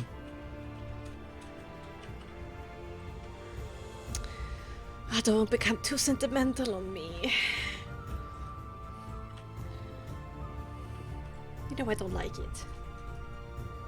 We've But I come a mean, long from way, a Essie. tactical standpoint, he's right. Right. Our primary goal is to end the curse. Are we ending the curse by slaying this people who like playing around in the forest? And a dead tree?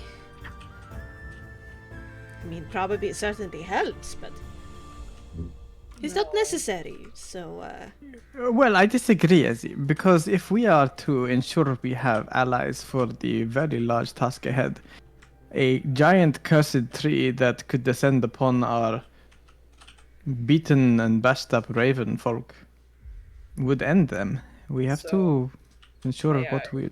remind you that, I mean, she considers Rin a friend, but they don't seem to be a friend of Strahd either. it seems a little bit complicated, honestly.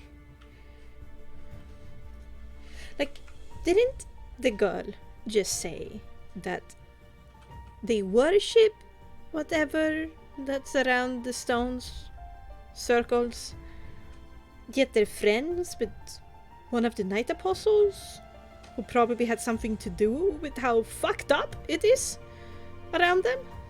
I don't think they're aware of that connection. If the stuff that Hamatir and I had for a touch time, if that's anything to go on, that's just distorting their minds. I wouldn't say that they are truly sane if something is changing the way that they think.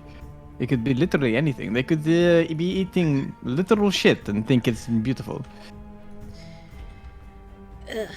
Yeah, right. Yeah, Hamarta was kind of fucked up. But you're also right. You know, I mean, Darius crying is not a good look on him. So, yeah.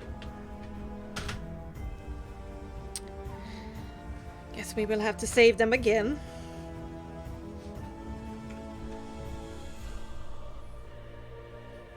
Besides, I have to- never fought a tree before, so this is one for the bucket list. I mean, do we count shrubbery as trees? Wait, hold on. You have a bucket list of things you want to kill? Well, maybe a loose bucket list, but yeah. So what's on the And- bucket list of things you want to kill? Is it really one of them? Yeah, well, she said it is, but who? No, but are we speaking about a regular tree? Or I mean, we could do it right now. if we wish to. There's a tree right over there. Go get it. I mean, like an awakened tree or something like that. Okay, so what else is on this list? Let's see. A big bad fiend is on the list. I've fought lesser ones, but a big bad one sounds really fun. Mm-hmm. Ah, yes, of course. Well, fight is a very loose term, but a tree of incubus would be pretty fun. A tree of what? Ah, No, you can just laugh it off. What was that?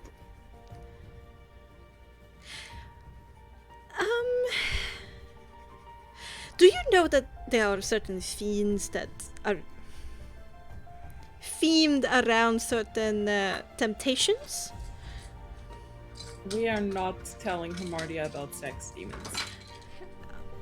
Yeah, that's why I tried to be vague about it, but there you go. Mm-hmm.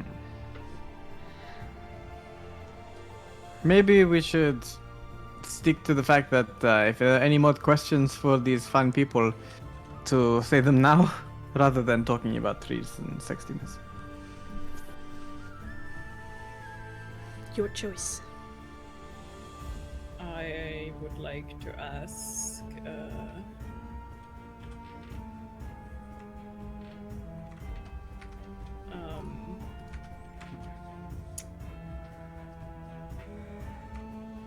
about Rin's relationship with Strahd. Hmm. Like, how does Rin feel about Strahd?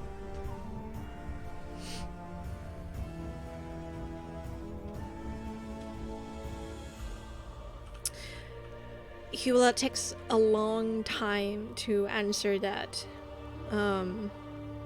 She looks down on her food as she pauses for a second, thinking hard.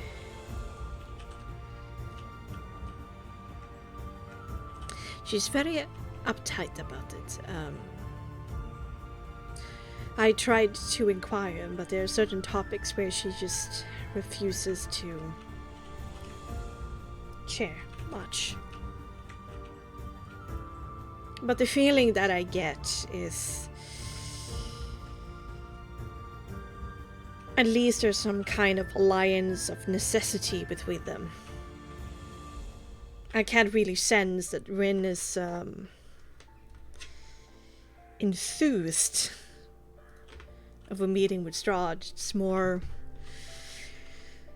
seems more of a job or a professional relationship, perhaps.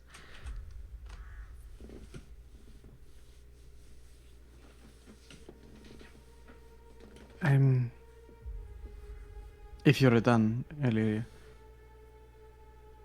I'm curious about this ritual that they are performing.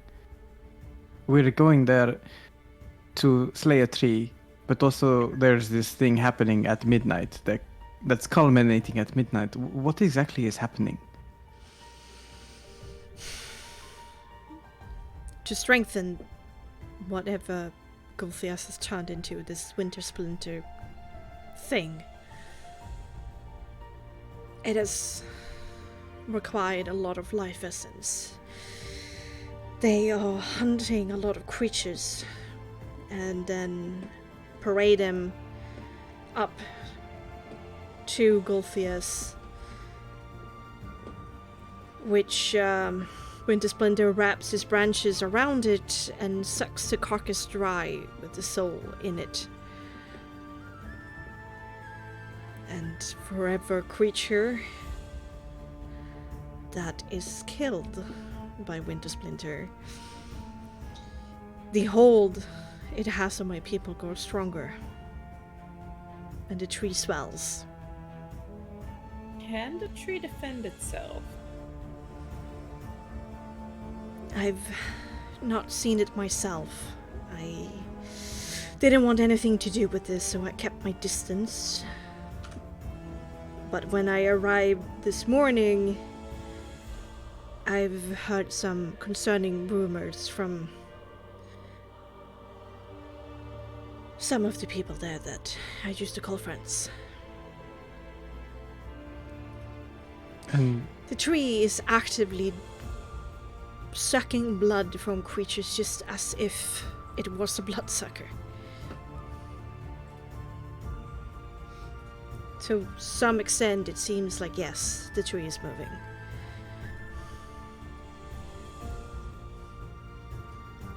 And they're not doing this ritual up by the big tree. Where are they doing the ritual?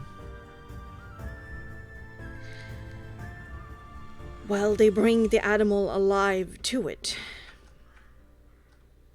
So, at its base, its roots.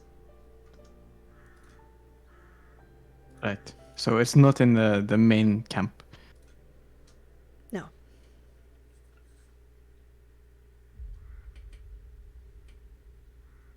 And do you know anything about this ritual? Like, from a magical perspective?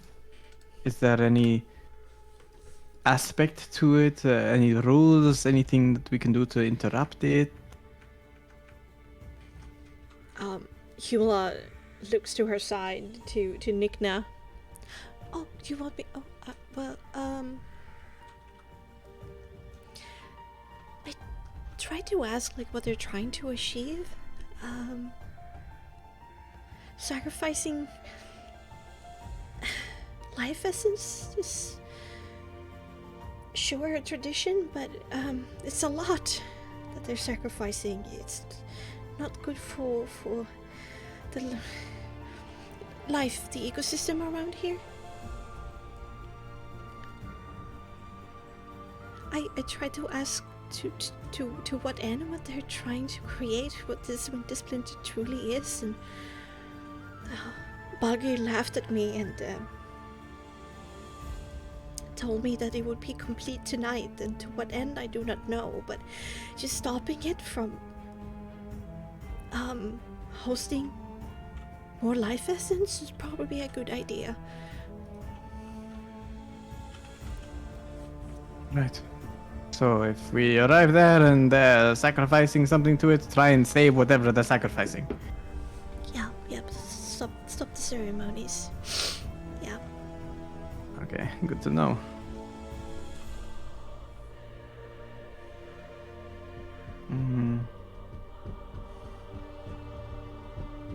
I think, well, that's as much information as we can probably know at this point.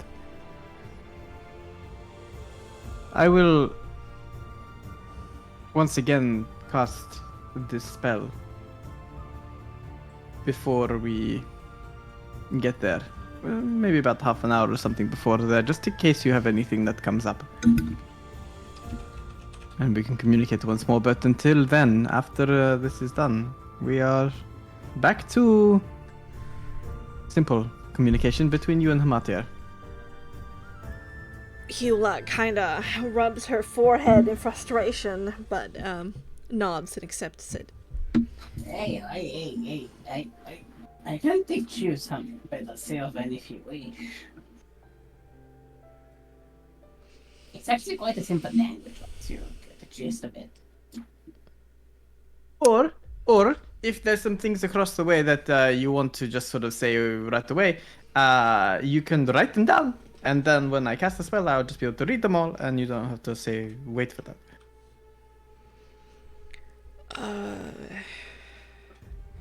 Yeah, I don't know how to write.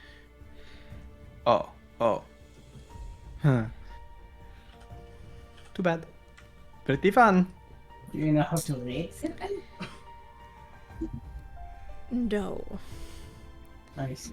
Writing is outlawed among the people of the forest. Oh, I see. Maybe we can all learn a few simple words together just in case.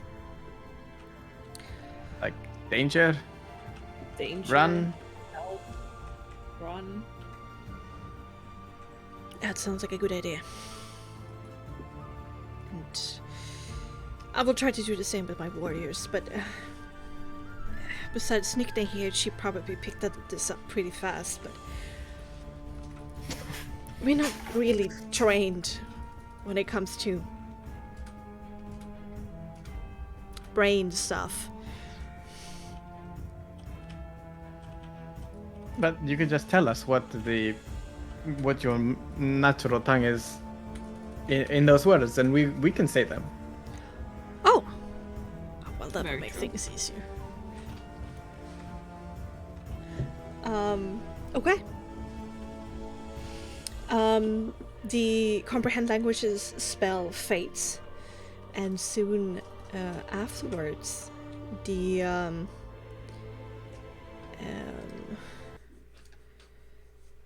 feast as well.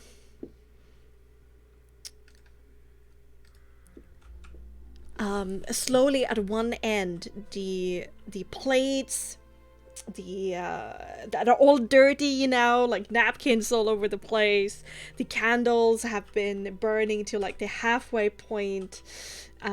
Several bowls are empty. Some are just some leftover scraps. Several of the Goliaths are like nursing a food baby. And at one of the ends of the table, slowly, just working its way horizontally, is how these physical things just turn into mist. First, they like kind of keep their shape, but then slowly, like they dissolve and join the other bigger mists that are around. And in the course of a minute or two, slowly, the tablecloth and all the dirty dishes, the leftover food, fades away. Yes, it's not cute to get on the road. Can get there faster than the sacrifices that would be for the best. Ultimately, the best thing to do is to not have this ritual complete. Yeah. If we can Yes. stop it, we should. Anything we can do to speed up. Get there before. Not right at the end when everything is happening, but before it would be best.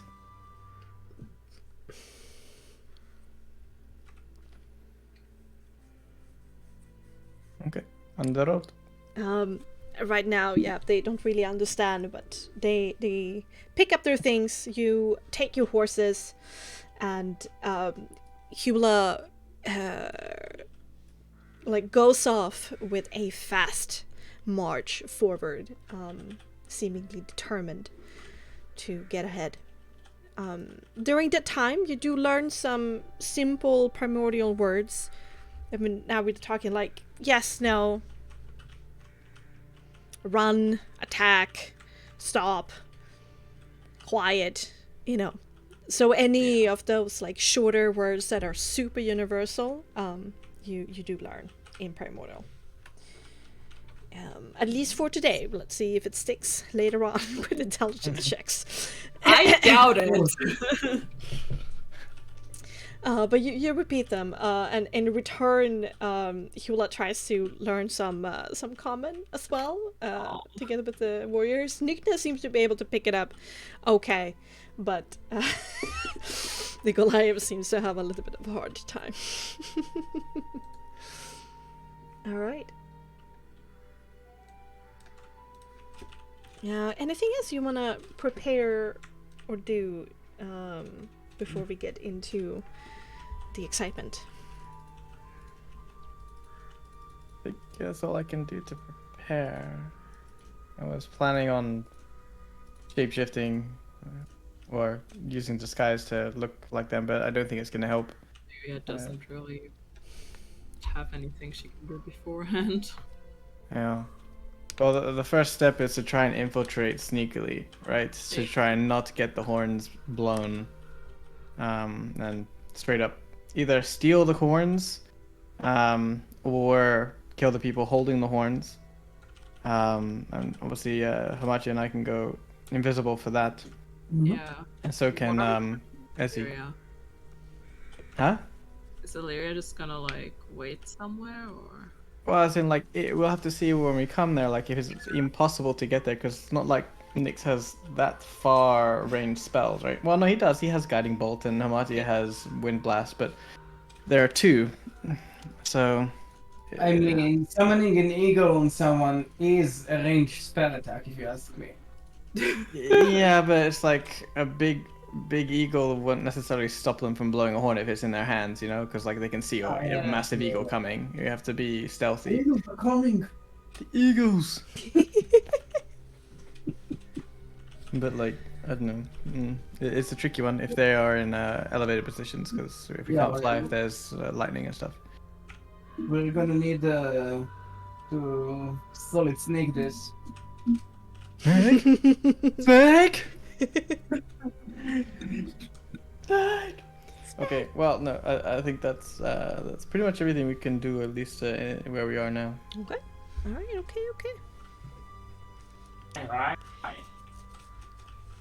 All right. Continue on traveling together with Hula and the party of Goliaths, Nikna, and the wolf that you learn the name is Gambling. Gambling. Gambling. Mm-hmm. Hamatia is going to murmur that Soul is better. That wolf doesn't have anything like me. See these rapier sharp wings and how fast they can go. Cha cha cha cha! And he makes his karate stance. Is Soul dancing right now? Yeah, it kind of looks like dancing, but Yes. Yeah, He's Chris dan- says that out loud. yes, he is dancing a delicate and not at all aggressive dance. Lyria just kind of squints at Hamartia. Hamatia is avoiding the subject. Eventually, night falls, yet you are still not at your destination. The foliage woods around you have turned very sharp. The ground has become rocky, and the hills that you're slowly climbing over and then going down into a short valley and then up again, it becomes steeper and steeper. An hour passes, 2 hour passes, is far into the night now, or the evening, past dusk.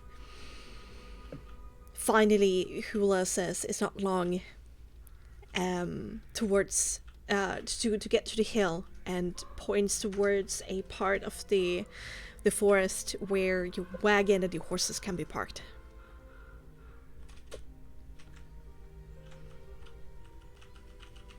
I will cast the comprehend languages again ritually, just and once again communicate with them. Say, well, anything you want to mention? We're good to go. From what you can see, anything that has changed from your original, thoughts.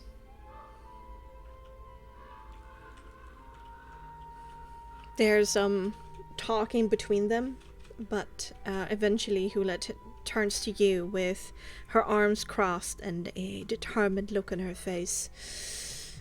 We have not gotten cold feet. We are determined to do this. Even if we have to fight against our friends and family. They are sick, and we are going to cut out this sickness from its root. We will follow your lead and see how far this stealth approach can take us.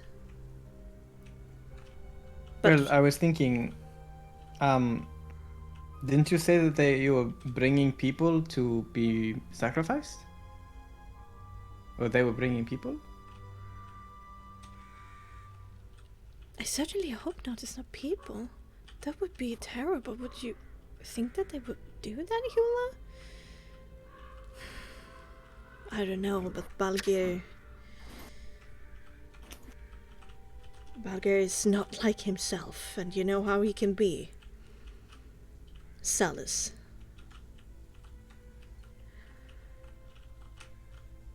What I've heard is animals, but they might go on. It's against our traditions.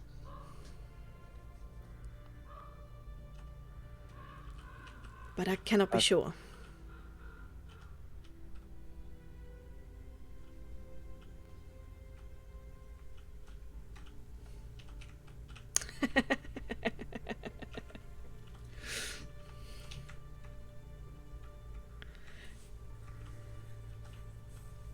Well, I certainly hope not too. I was just thinking maybe you could escort us in, as we are like sort of like people to be sacrificed, but obviously not. Then okay, so if we get there and we see that it's possible to try and get closer by being invisible, we will do this. Otherwise, do our best, I suppose. I will take you to the spot where you were able to see the danger ahead, while still being hidden from their sight. From there, we can plan again. But we will have to whisper. Good at whispering. Good. Then it's time for you as well, Gumling. She turns to her white wolf, nuzzles him in the face, and he kind of leans in and does the same back. Then whispers something in his ear. The dire wolf licks her face and then trots into the forest. Where is he going?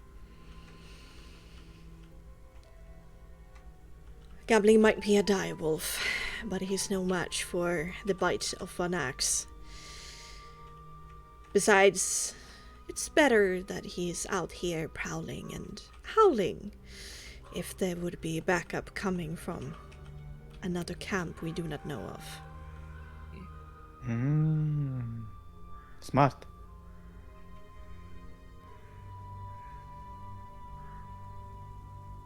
Then let's proceed. follow me. You continue on. One of the, or actually two of the Goliaths have brought out torches by this point because they cannot see the road ahead, which is very nice for Hamartia. And Nix? Well, oh no, Hamachi can't see in the dark. Yes, exactly.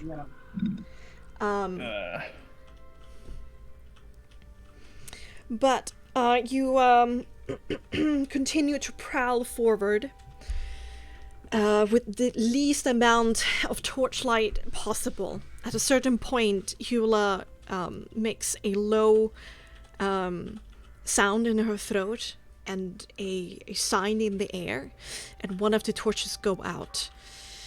The last one, they like smother to the point that it's almost alit. You huddle up together, especially the Goliaths and Hamartia, and you, following Hula, you kind of go further, like low to the ground, and slowly move forward. Don't be suspicious. Don't be suspicious. For the last 10 minutes, your journey has been constantly uphill. And then you hear it. The boom of a distant thunder. And it's growing louder and louder. Then, Hula says something in Primordial that you all now recognize as duck. As they all move from the road behind a massive boulder sitting beside the road. And immediately the torchlight goes low towards the ground behind this boulder. Hula makes a shh sound with a finger over her lips. And then she points towards the edge of the boulder, where you can peek beyond to look at whatever she is referring to. What do we see, GM? What do you see? What do you see? We take a look-see. See a grey fog.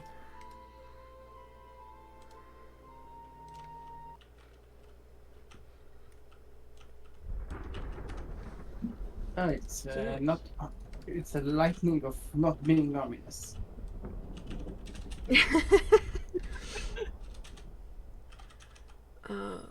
It's a polar bear in a snowstorm.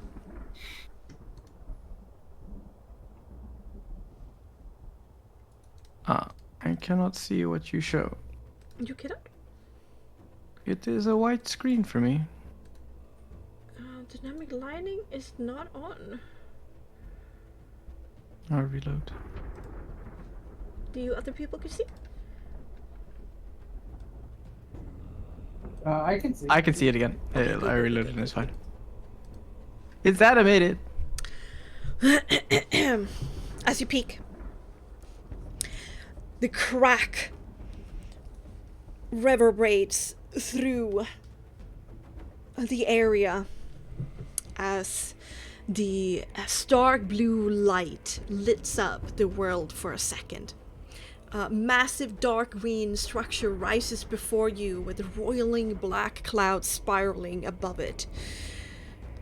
Further down the road, perhaps 50 meters or so ahead of you, you see the road shrink to a small trail, and in the middle of it, there's some kind of smaller stone circle with a campfire.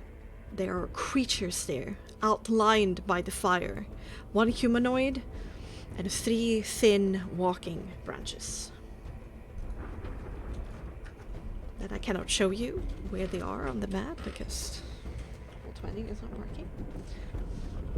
But they're in that area. Point to them on your screen. Yeah. Here in the middle. You know, where the stone obelisk, you could say, is. Yeah. So, 1 humanoid outline and 3 thin walking branches that you can see. Do we see anyone on the rocks to the left or right? No.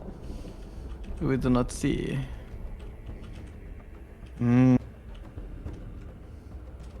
Then I guess it's stealthing up close as possible and rushing them before they can act.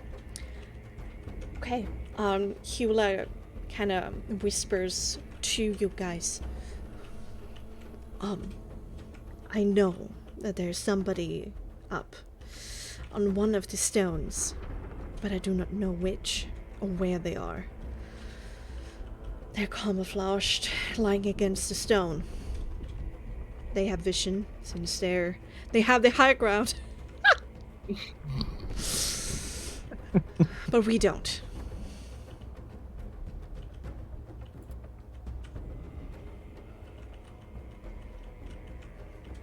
If you have somebody that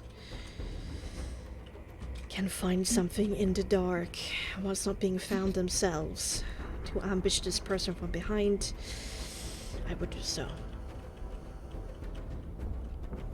Wait, I have an idea.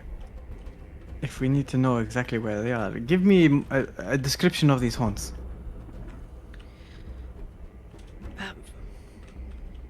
They're made from horn, hollowed out, white to brown to black.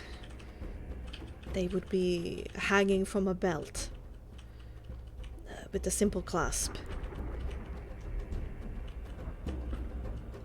Okay. I will take that information and I will cast Locate Object. Oh!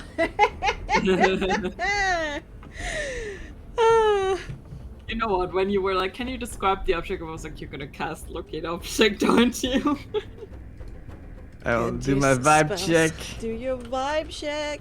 My vibingness is a nat 1. Oh Oh no! no. But it's okay. It's only 1 soul. And I don't want to keep my inspiration. So 1 soul down.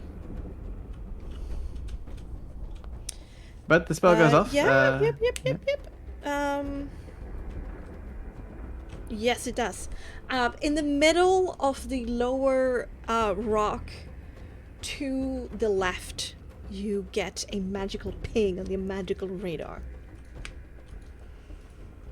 I point as accurately as I can to say, right there.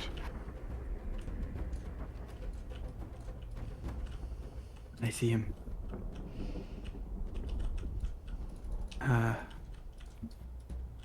Hamatia, Yes.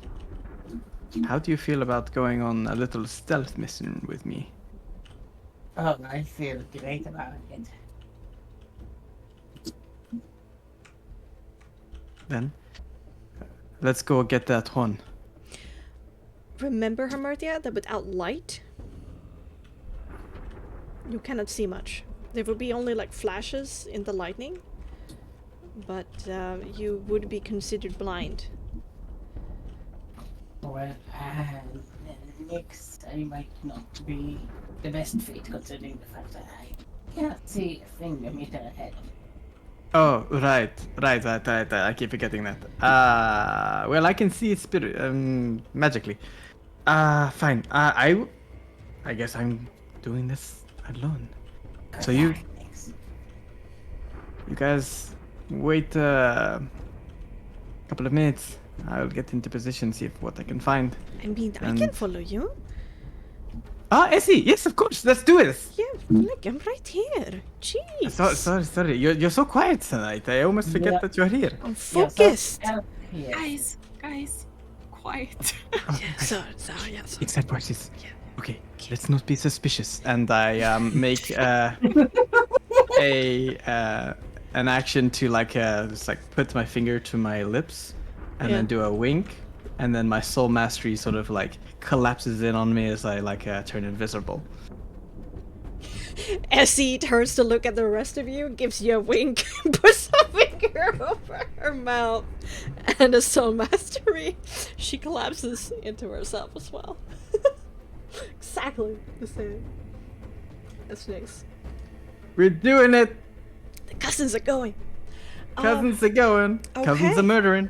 Okay, Here I go killing again. Cousin activity. You are taking a big circle, I guess. Yes. We are doing the whole sneak up on you like a predator kind of thing. Yes. And you Clever know girl. exactly where this object is, so no worries about that. Let's see. We should bring out the stat line. Okay, then I need stealth dexterity from you both. Against Yes. passive perception. Invisibility give advantage? Or is it Yes. disadvantage on hearing? See if it's Just invisible is probably disadvantage on you. Let's see, invisibility. Let's see,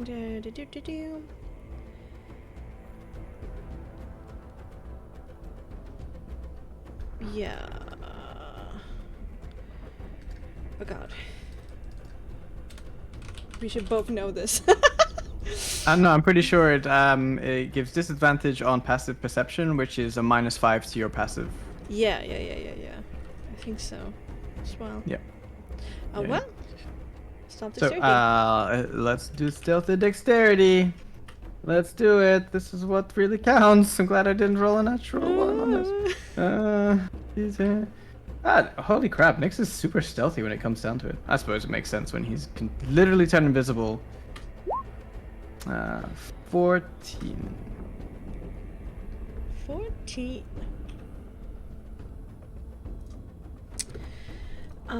Yeah. And then Essie. Let's roll normally.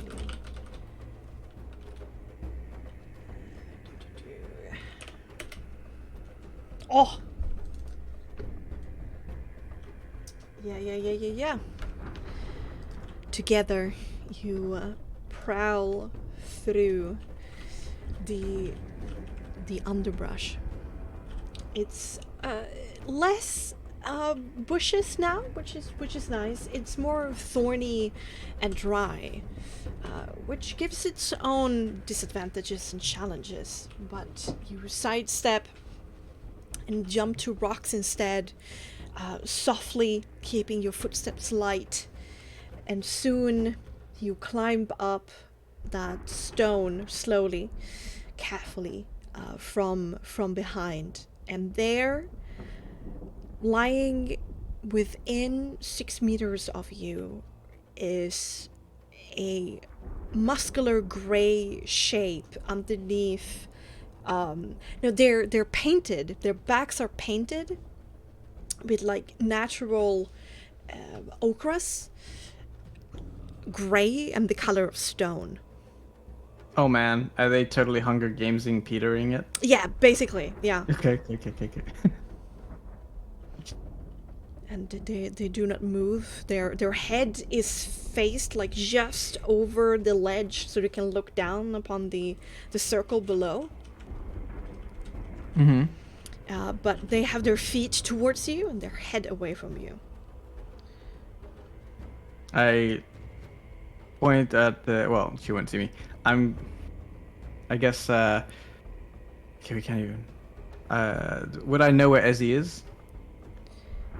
'Cause it's more like. Okay, so I'm just gonna go. I'm gonna start because Yes. Ezzy's gonna have to react. I'm gonna go as close as I can to him to see the horn that is on him, and try and like snatch it from his belt, or like, how is it fixed? Is it like connected to him? Like, what am I looking at?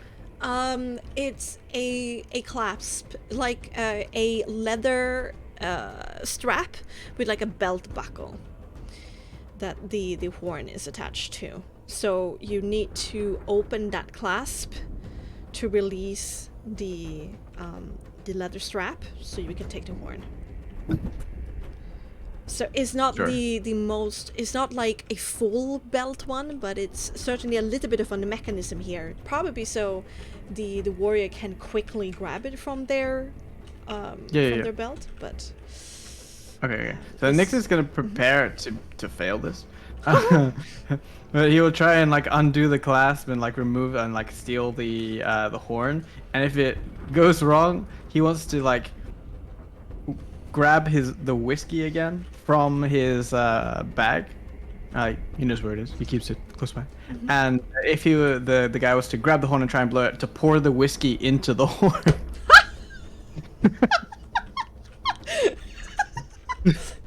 I mean, yeah. Okay. I for sure would say that this is a subterfuge dexterity with advantage.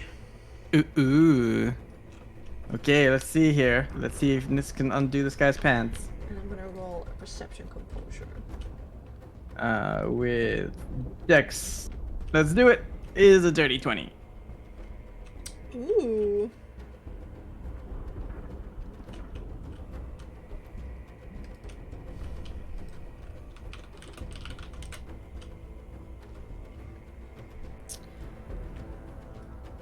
You walk up slowly. Adrenaline pumping again for the second time today. You know that Essie is somewhere close by. Not entirely sure where she is. But you know that she trusts you and is gonna back you up. The figure before you is breathing. You can see this strange grey shape. It has been painted like the whole breast cage going up and down, but they're not moving. You reach down slowly, ever so carefully, touches the leather strap. You stop breathing, you're just holding your breath at this point. Your fingers are thankfully not trembling. They do not fail you. The clasp opens, and you carefully let the leather strap run free from whatever point it fastened to the belt. And you slowly stand up, and you have the horn in your hand, and the figure is still not moving. I'm assuming, as you can see this, I'm gonna put it in my mini backpack of holding. Yes. It just like disappears from view. Yeah. Signaling horn now. So I now own a signaling horn. And then I whisper in the night, "Hey, you!" The figure like moves, like twists their body to look behind them with like a startled sound.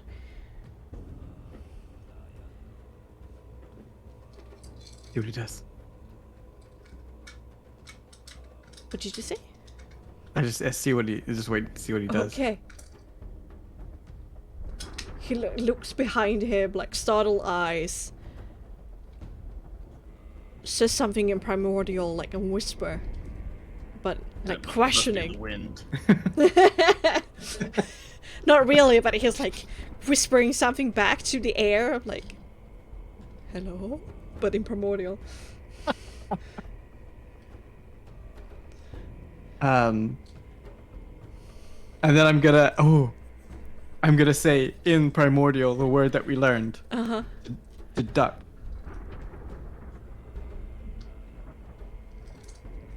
What the fuck? He's mostly confused. It doesn't do anything. Okay. Then to signal the maneuvers, Nyx will it's like say well, he'd say to himself, guess we're doing this. And I will cast Guiding Bolt to the face! Oh! Step back one step and then Guiding Bolt to the face! Okay. So like also be like a flasher of magical energy as a way of signaling the others to move in. Yep.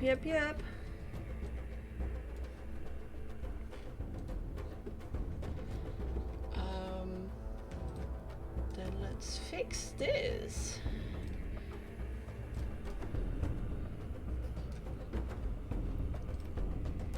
That we have. Took a step back. Basically like this. You are not this close on the map. You're like 20 meters behind, so there's going to be a bit of a run here. 20 meters is a big ass rock. Oh no! The rest of the party. Oh, the who were rest of the party. hiding Okay, behind the fair enough. boulder. They're Okay, like okay. 20 meters away from the map. Sure. Guiding Bolt to the face! Yeah. But I'm pretty sure we have.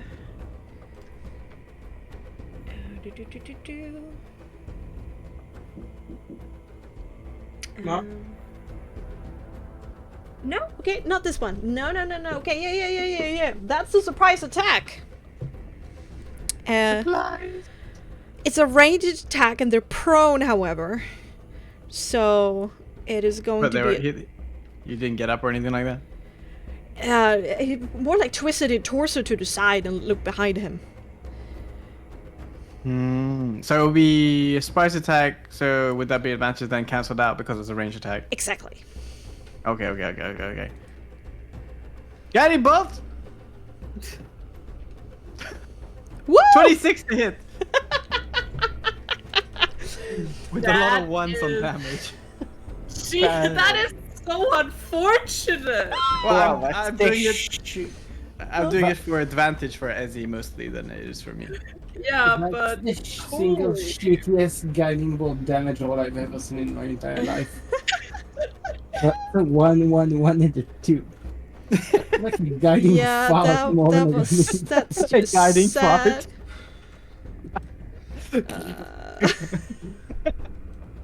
Oh no. Yeah. The night is lit up by your Coptic by your light bolt that impacts the guy on the ground. It was more of a grazing shot, son. It impacted like the lower calf. It's literally guiding boop.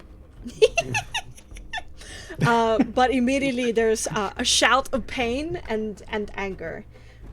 That immediately makes the druid down here turn around and look up. So let's roll initiative at this point, shall we?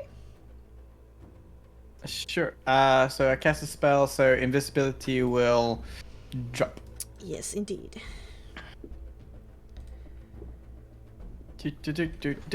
Initiative. Go. Yay! 17. Oh wait, are we also involved? Yes. It's Nyx's way of doing like a flare in the sky, I guess. Guiding boop.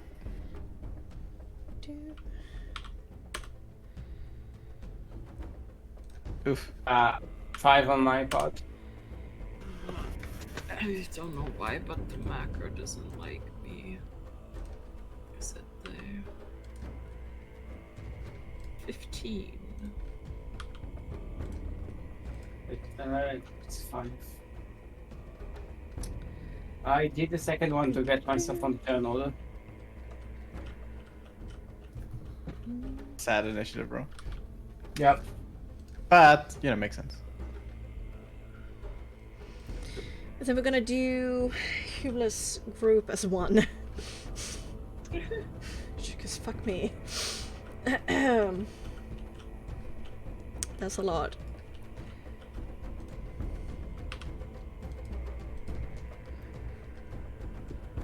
Alright.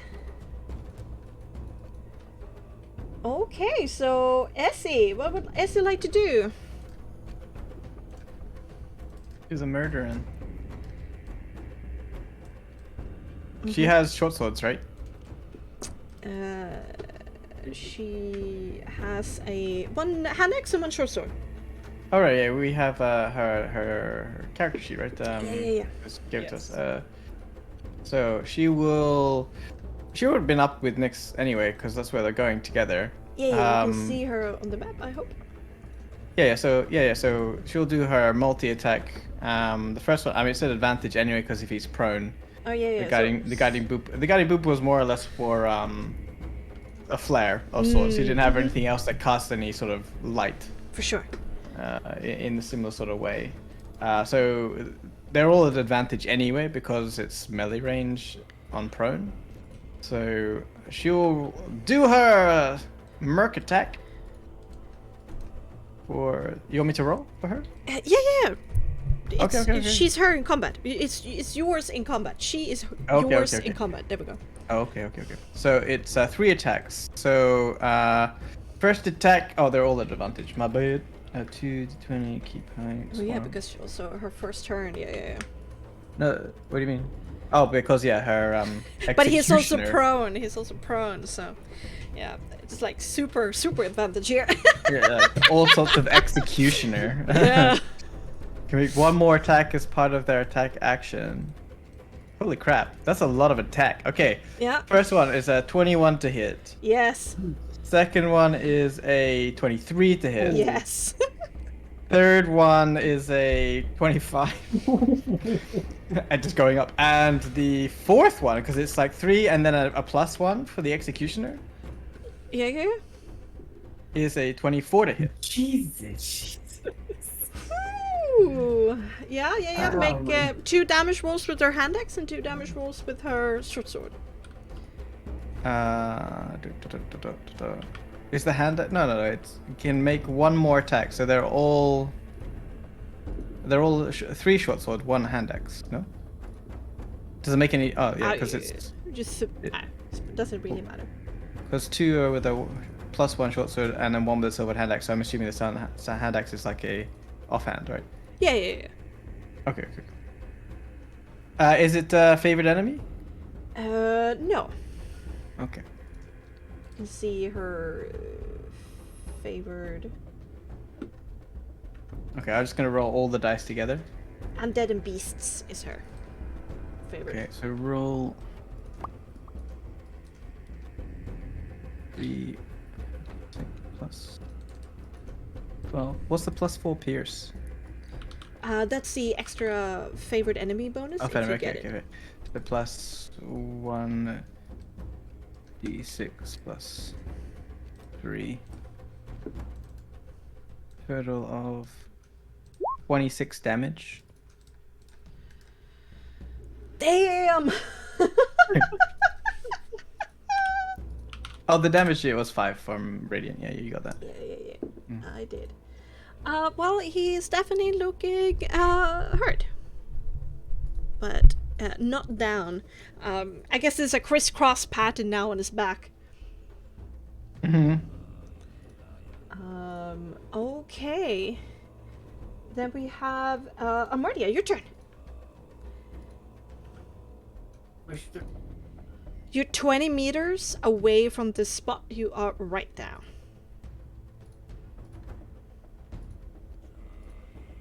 Whose turn is it? Yours. Yours. No, it's not. It's not Hamachi's. It's What? the NPCs, right? Hamachi rolled a 5. Yeah. Oh, there's It's 2 the- Amartias on my list. What?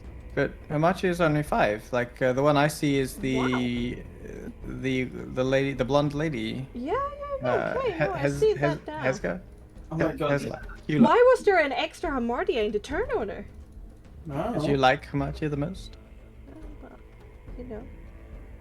Yes, yes. All of them run forward.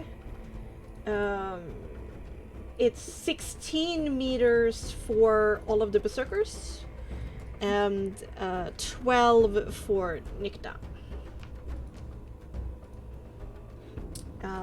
Who is also preferring to stay a little bit out of the shadows. Hula is definitely in the front. She's telling them to like cool it. It's not like a big like shout, but there's definitely a focused, quiet sprint towards the light source. Okay, then we get back to you, Nix. Is he like damaged? Like how is he like on the verge of bleeding out kind of damaged? He still seems hearty in his response. He's definitely want to do something towards you guys before Got it. gonna lay over and die anytime soon. I will at this close range, I suppose. I don't want to like flag too much light up here. So I'm going to Adding in my extra HP. all of the extra XP, yeah. Is it melee range that I have to do this? Oh, no, I can do it from here. 2 meters. I will poison spray to the face! Nice. Carry the advantage. It's a vitality saving throw. Ooh. Alright, he's not raging yet. Strength. Okay. 15! It fails. 20 damage? Yeah. Well, well, well, well. Goliath just joined 1 HP gang. No! Oh no! The crisscross damage, like the beautiful painting that Essie has created, has now been destroyed as his just like acid and poison on his back, and his like skin is gurgling. There is a shrill shriek coming from him. Okay, then as like I see that and we need to use this now anyway, as a bonus action, I will cast Spiritual Weapon Ooh! and bonk him on his and I will use it to bonk him. I'm gonna do the Yeah. bonk. Wait, how does your spiritual weapon look like? You'll see it. What do you Oh mean yeah, that's- wait, have you never seen it before? I don't think I did. Wait, is that a coin? That's a shield. It's a shield. Oh, that's cool. Okay, Like a torch. okay. And you can touch on these nuts? God. Spiritual Weapon, go! It's at I don't know if it's an advantage because he's prone. Spiritual weapon. Yeah, it's a spell melee. melee attack, right? Oh, so it would be an advantage. I think so. Well, melee. Let me. It would be because it would be at advantage on a Melee prone. spell attack. Yeah, for sure. Okay, second try, go. 17 to hit. Yes! Damage 20? Fuck. Yeah. Yeah. Guiding bolt to the calf. A bunch of sharp things into the back. Then just a sprayed mist of poison. And then eventually a shield that... yeah, what does the shield do? Well, the soul check fails. Am I taking the first or second soul check? The first you rolled, because the advantage should have Cool. been... Yeah. Cool. Nix with the nat 1 soul checks all the time. Yay! Yeah.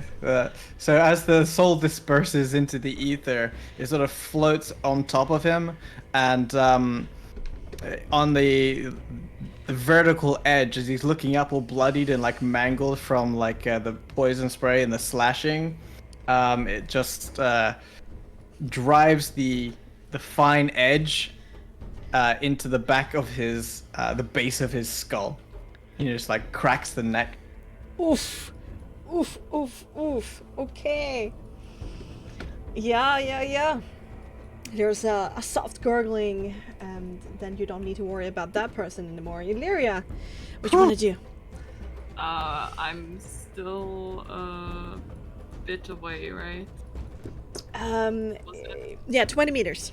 20, 20 meters indeed. like from the edge of the map? Yeah. Oh, Well, where you stand right now would be the 20th.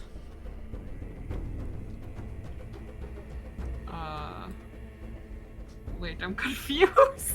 Like where you see yourself on the map, Yeah. 20 meters away from that spot. Yeah, that's what I meant. Okay. The way you said it confused me. Ooh, can I drop down? That far? If you still away? have movement, you can certainly try. No, I want to go prone. Oh, yeah, that's fine. That's fine. Well, I mean, if she's still so far away, she's just gonna have to use all of her movement to dash, and not even then she's gonna be at the edge. No, just 12 meters forward with Nikna. Yeah. Okay. Oh my god, poor guy down here. A girl. Dude, poor dude.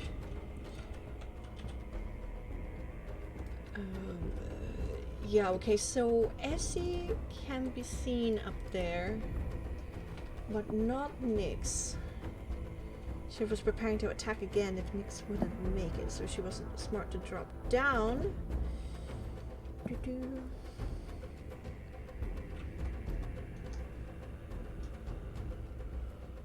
But they definitely heard their friend not sound the alarm.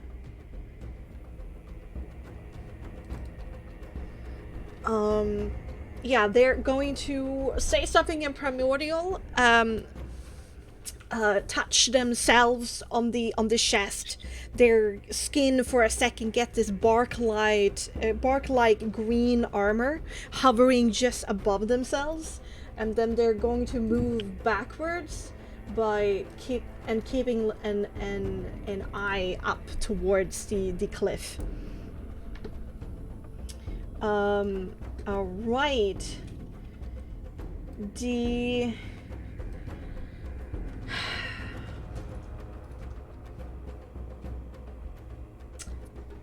The twigs kind of shuffle in space a little bit. They're not really sure what to do. They like just shuffle a little bit forward towards the cliff. They're not smart enough to understand how they're gonna get up there.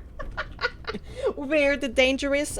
Even this druid doesn't know that they are people running towards it, because it was so absorbed by what is happening up on the stone with their friend. Okay, the berserkers died. Then we get Amardia. Amardia will run. The whole will run 6 meters. So that's so now I'm 14 meters away from her. 40 plus 20 plus 34 meters. Right, I need to do a calculate. I need to do some math. Okay. Give me a moment, please, while I do some math.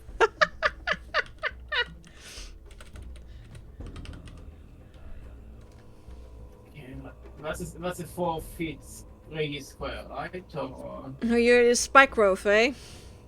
you don't know. Yeah, well, it got a range of 48, so I'm pretty sure that's what you're... Holy crap, it does? Yeah. You can like cast it on the other side of the planet. Jesus. Yeah. That would be a very, very small planet. Bexxy, you putting it like this will block them from getting on the cliff. From what I can see. Yeah, that's... Yeah, that would be basically blocking the way back and up. So Hamatia will put both of her hands on the ground, murmur something, and these spikes of almost vine-like, like thorny vines will just encase this entire area. Okay. That's 26 on my soul check. Yeah. There you go. Oh shit, I forgot to roll for soul. Soul won't be out yet, I think. Okay. Okay. So, out from the ground, sharp spike suddenly appears as your soul mark lit. As you aim somewhere beyond the fire where the path kind of narrows, hoping to prevent this person from running back and away. Yeah? Yes. Okay. It is a 4-meter fall to jump down, but there is a part here that's only 2 meters. But Ezzy, Yeah. but she has ranged weapons. True, she can just fire blast if you want to. And I think, because we're all about the fire. True. True. Who's she aiming One of the 3 folk, I think. Not sure. She aimed at the. Who did the buckskin? It was the druid, right? Yeah. Okay. Yeah. Let's go, druid. Druid to the face. Okay. Firebolt. Firebolt. What's hers? Oh, +6. Firebolt, go. 22. Ooh, yeah. Despite the bark skin, it just goes through. She is 2d10. I'm assuming. Yeah. Is it 2d10? 2d10. 13 points of fiery damage. Ooh.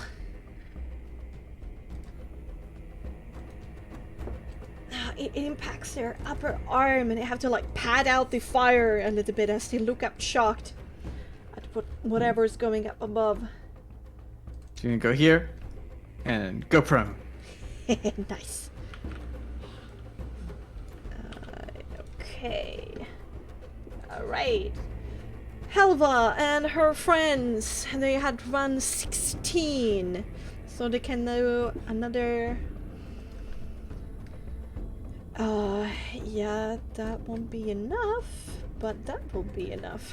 Helva skids to a stop up in the butt of this one here. As they all rush in. To the hill. There we go. Alright, next. My turn again. Your Jesus. turn. Okay. So the spiritual weapon can't actually move that far. It is a slow boy. Yeah, it's only 4 meters, right?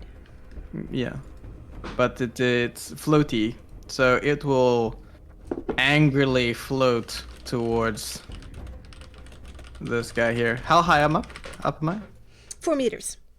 I'm up 4, and okay, so it would just float horizontal.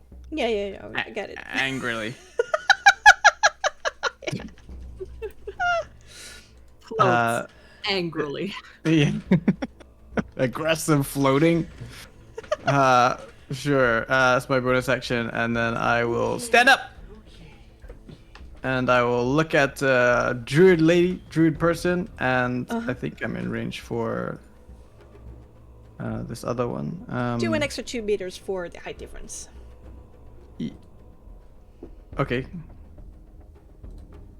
That extra 2, so that's fine, because I have a range of 12 meters for Sacred Flame. Here's some quick and dirty Pythagoras here. Whoa! Sacred Flame. Well, it's a DV save, so for dexterity. Yes.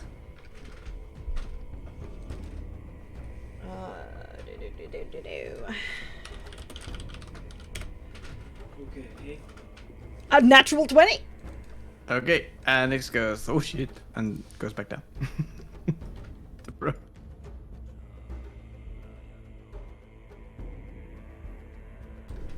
Alright, okay. No damage at all, sadly. They're focused on what's up above. There's like stopping, considering what's right in front of them. And they easily see the beam of light coming from above, and sidesteps it. Okay, Illyria. Illyria is gonna continue running. Indeed. Because especially now that they all kind of caught up, she probably won't be able to. 12 meters, so 8. So you got 4 left. Yeah, but I thought about maybe her shooting a fireball, but I don't think she could get a clear shot in after like 6 meters. Maybe there's a stone here, right? Yeah, in the middle. Yeah. Yeah, so she's just gonna dash and then just go up here. All right. Perfect. Gosh, this person is feeling a little bit boxed in right now.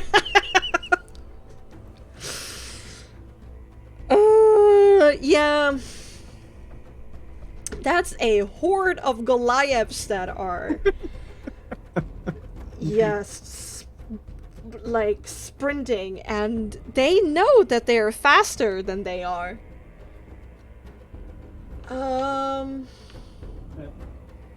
That's being stuck between a spike and a hard place. Yep, exactly. Stuck between spikes and axes. Which pointy thing do you fear least?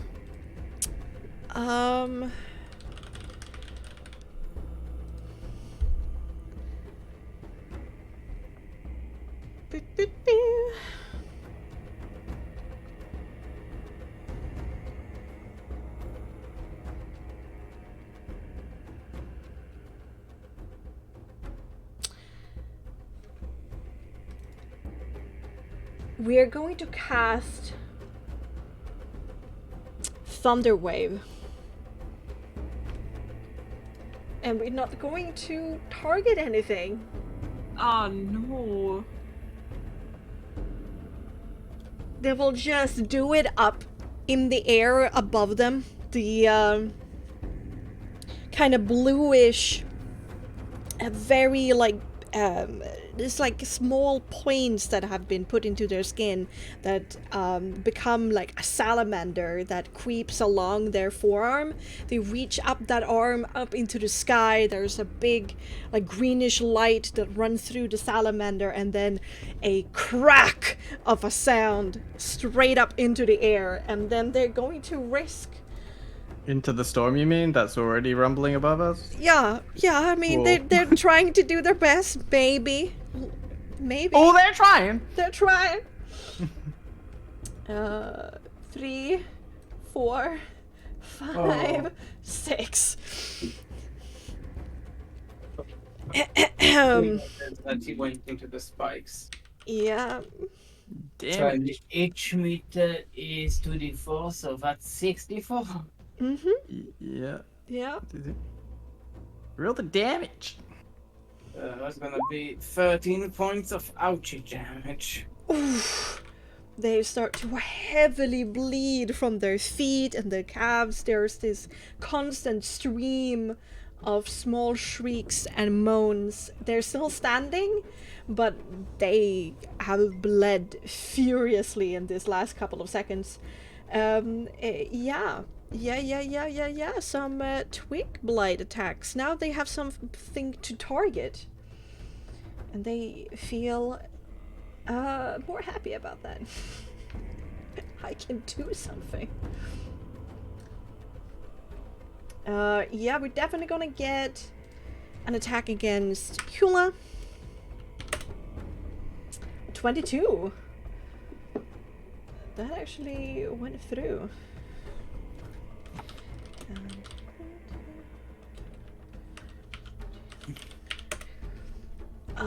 8 points altogether. But she brushes this off with a smile, and the twig blight grows 1 pip. Then we have 2 other attacks against Goliaths down there. 20 and 16. Jesus Christ. Yeah, both of them hit. What is this?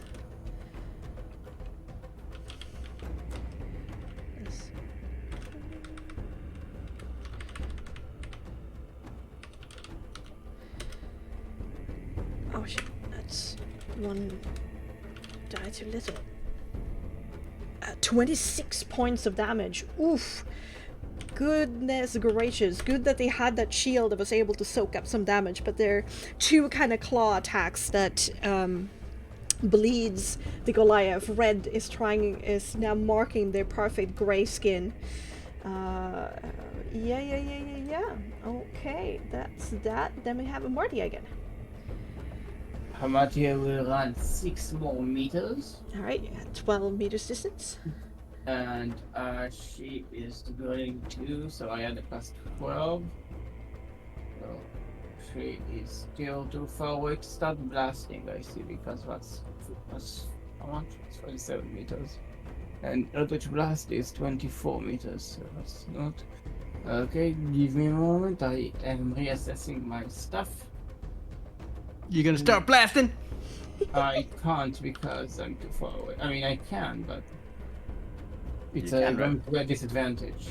No, there's no disadvantage for 24 meters. Yeah, because I'm still 6 plus 12, that's 18 meters, 18 plus 15. Wait, what? How far am I? You're at 12 meters currently, so 8. I moved 6 6? meters. And then you from moved 6 my spot, meters. 14, and now I moved another 6 meters, so that's 8 meters. Yeah, plus So whatever I had 8 is here. meters, so 15 plus 8 is- 23. So You're I, right. so I can blast. Yeah, Yes! you're a freaking sniper. Yeah, Hamatia is going to start blasting. She just Alright. rushes and unloads wind blast like it's a machine gun going.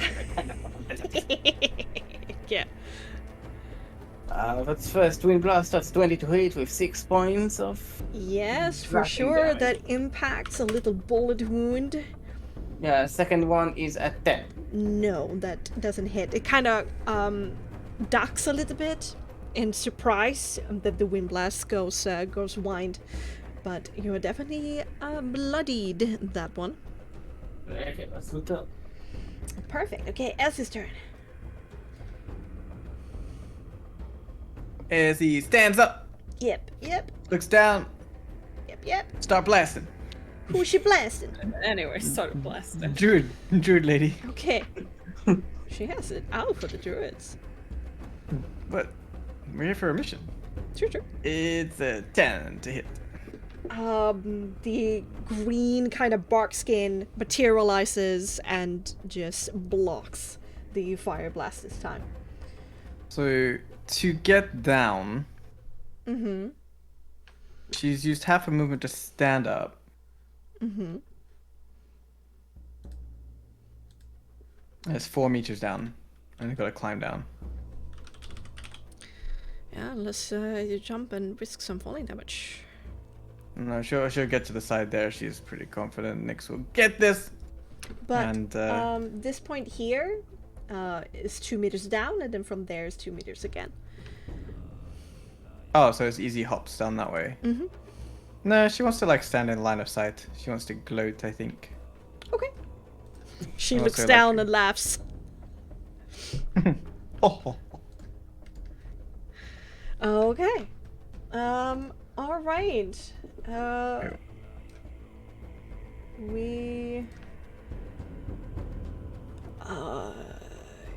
We are going to get some retaliation here. Oh God.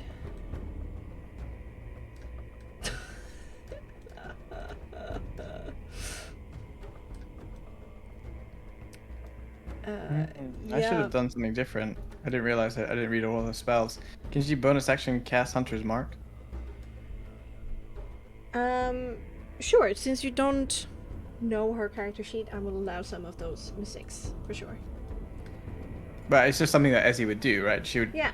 Yeah. Okay. So Ezzy I is would. used to being herself, probably. Well, Hunter's Mark, yeah, it's a bonus action, and I only cast a cantrip, so she also wants to be able to track this guy. So, cast Hunter's Mark on that dude. Then check. So check is standard. It's like the same d6, right? Yeah. Or plus Yeah, 6. Yes. Still gone. I should not be rolling soul checks. Are you okay? Usually Illyria is the one losing all the souls. No, Nyx is like traditionally a soul loser. Okay, then we get Maybe that's 3 maybe flank that's attacks. why they like each other. They're losing their own souls. Okay, 3 vicious axes comes down on this lonely little branch, all of them flanking. Dealing Jesus Christ, 3d12. Yeah. Okay, that's actually not enough to take it down. We will have to make an attack with Hula as well.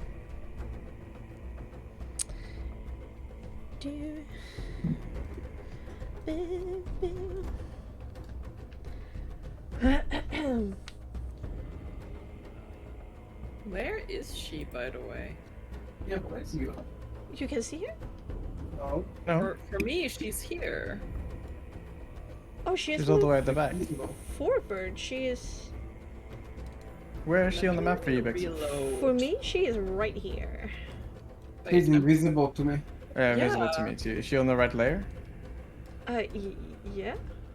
Well, I mean, for me, I'm sorry, I just checked the stream. I'm not looking at anything I'm not supposed to see. No, it's okay. For me, she's still back where she was. Oh my god, this Roll20. happens to Roll20 Yeah. occasionally Get where your the tokens shit are not updated. together. If you even reloading doesn't resolve this. I mean, Okay. it's fine. I was just confused where she was because you said, "Oh, she's attacking." I'm like, but wait. I mean, I Bexxy, guess I have to go really soon. Okay. Healer is here. yeah. Okay. But I think we can safely say at this point that with the combined strengths of the Berserkers, Nyx, and Illyria getting there, I don't think that the Twig Blights will have the chance to attack. This poor little thing here is going to do suicide by just running out. Well, Nyx will have an attack first, but yeah.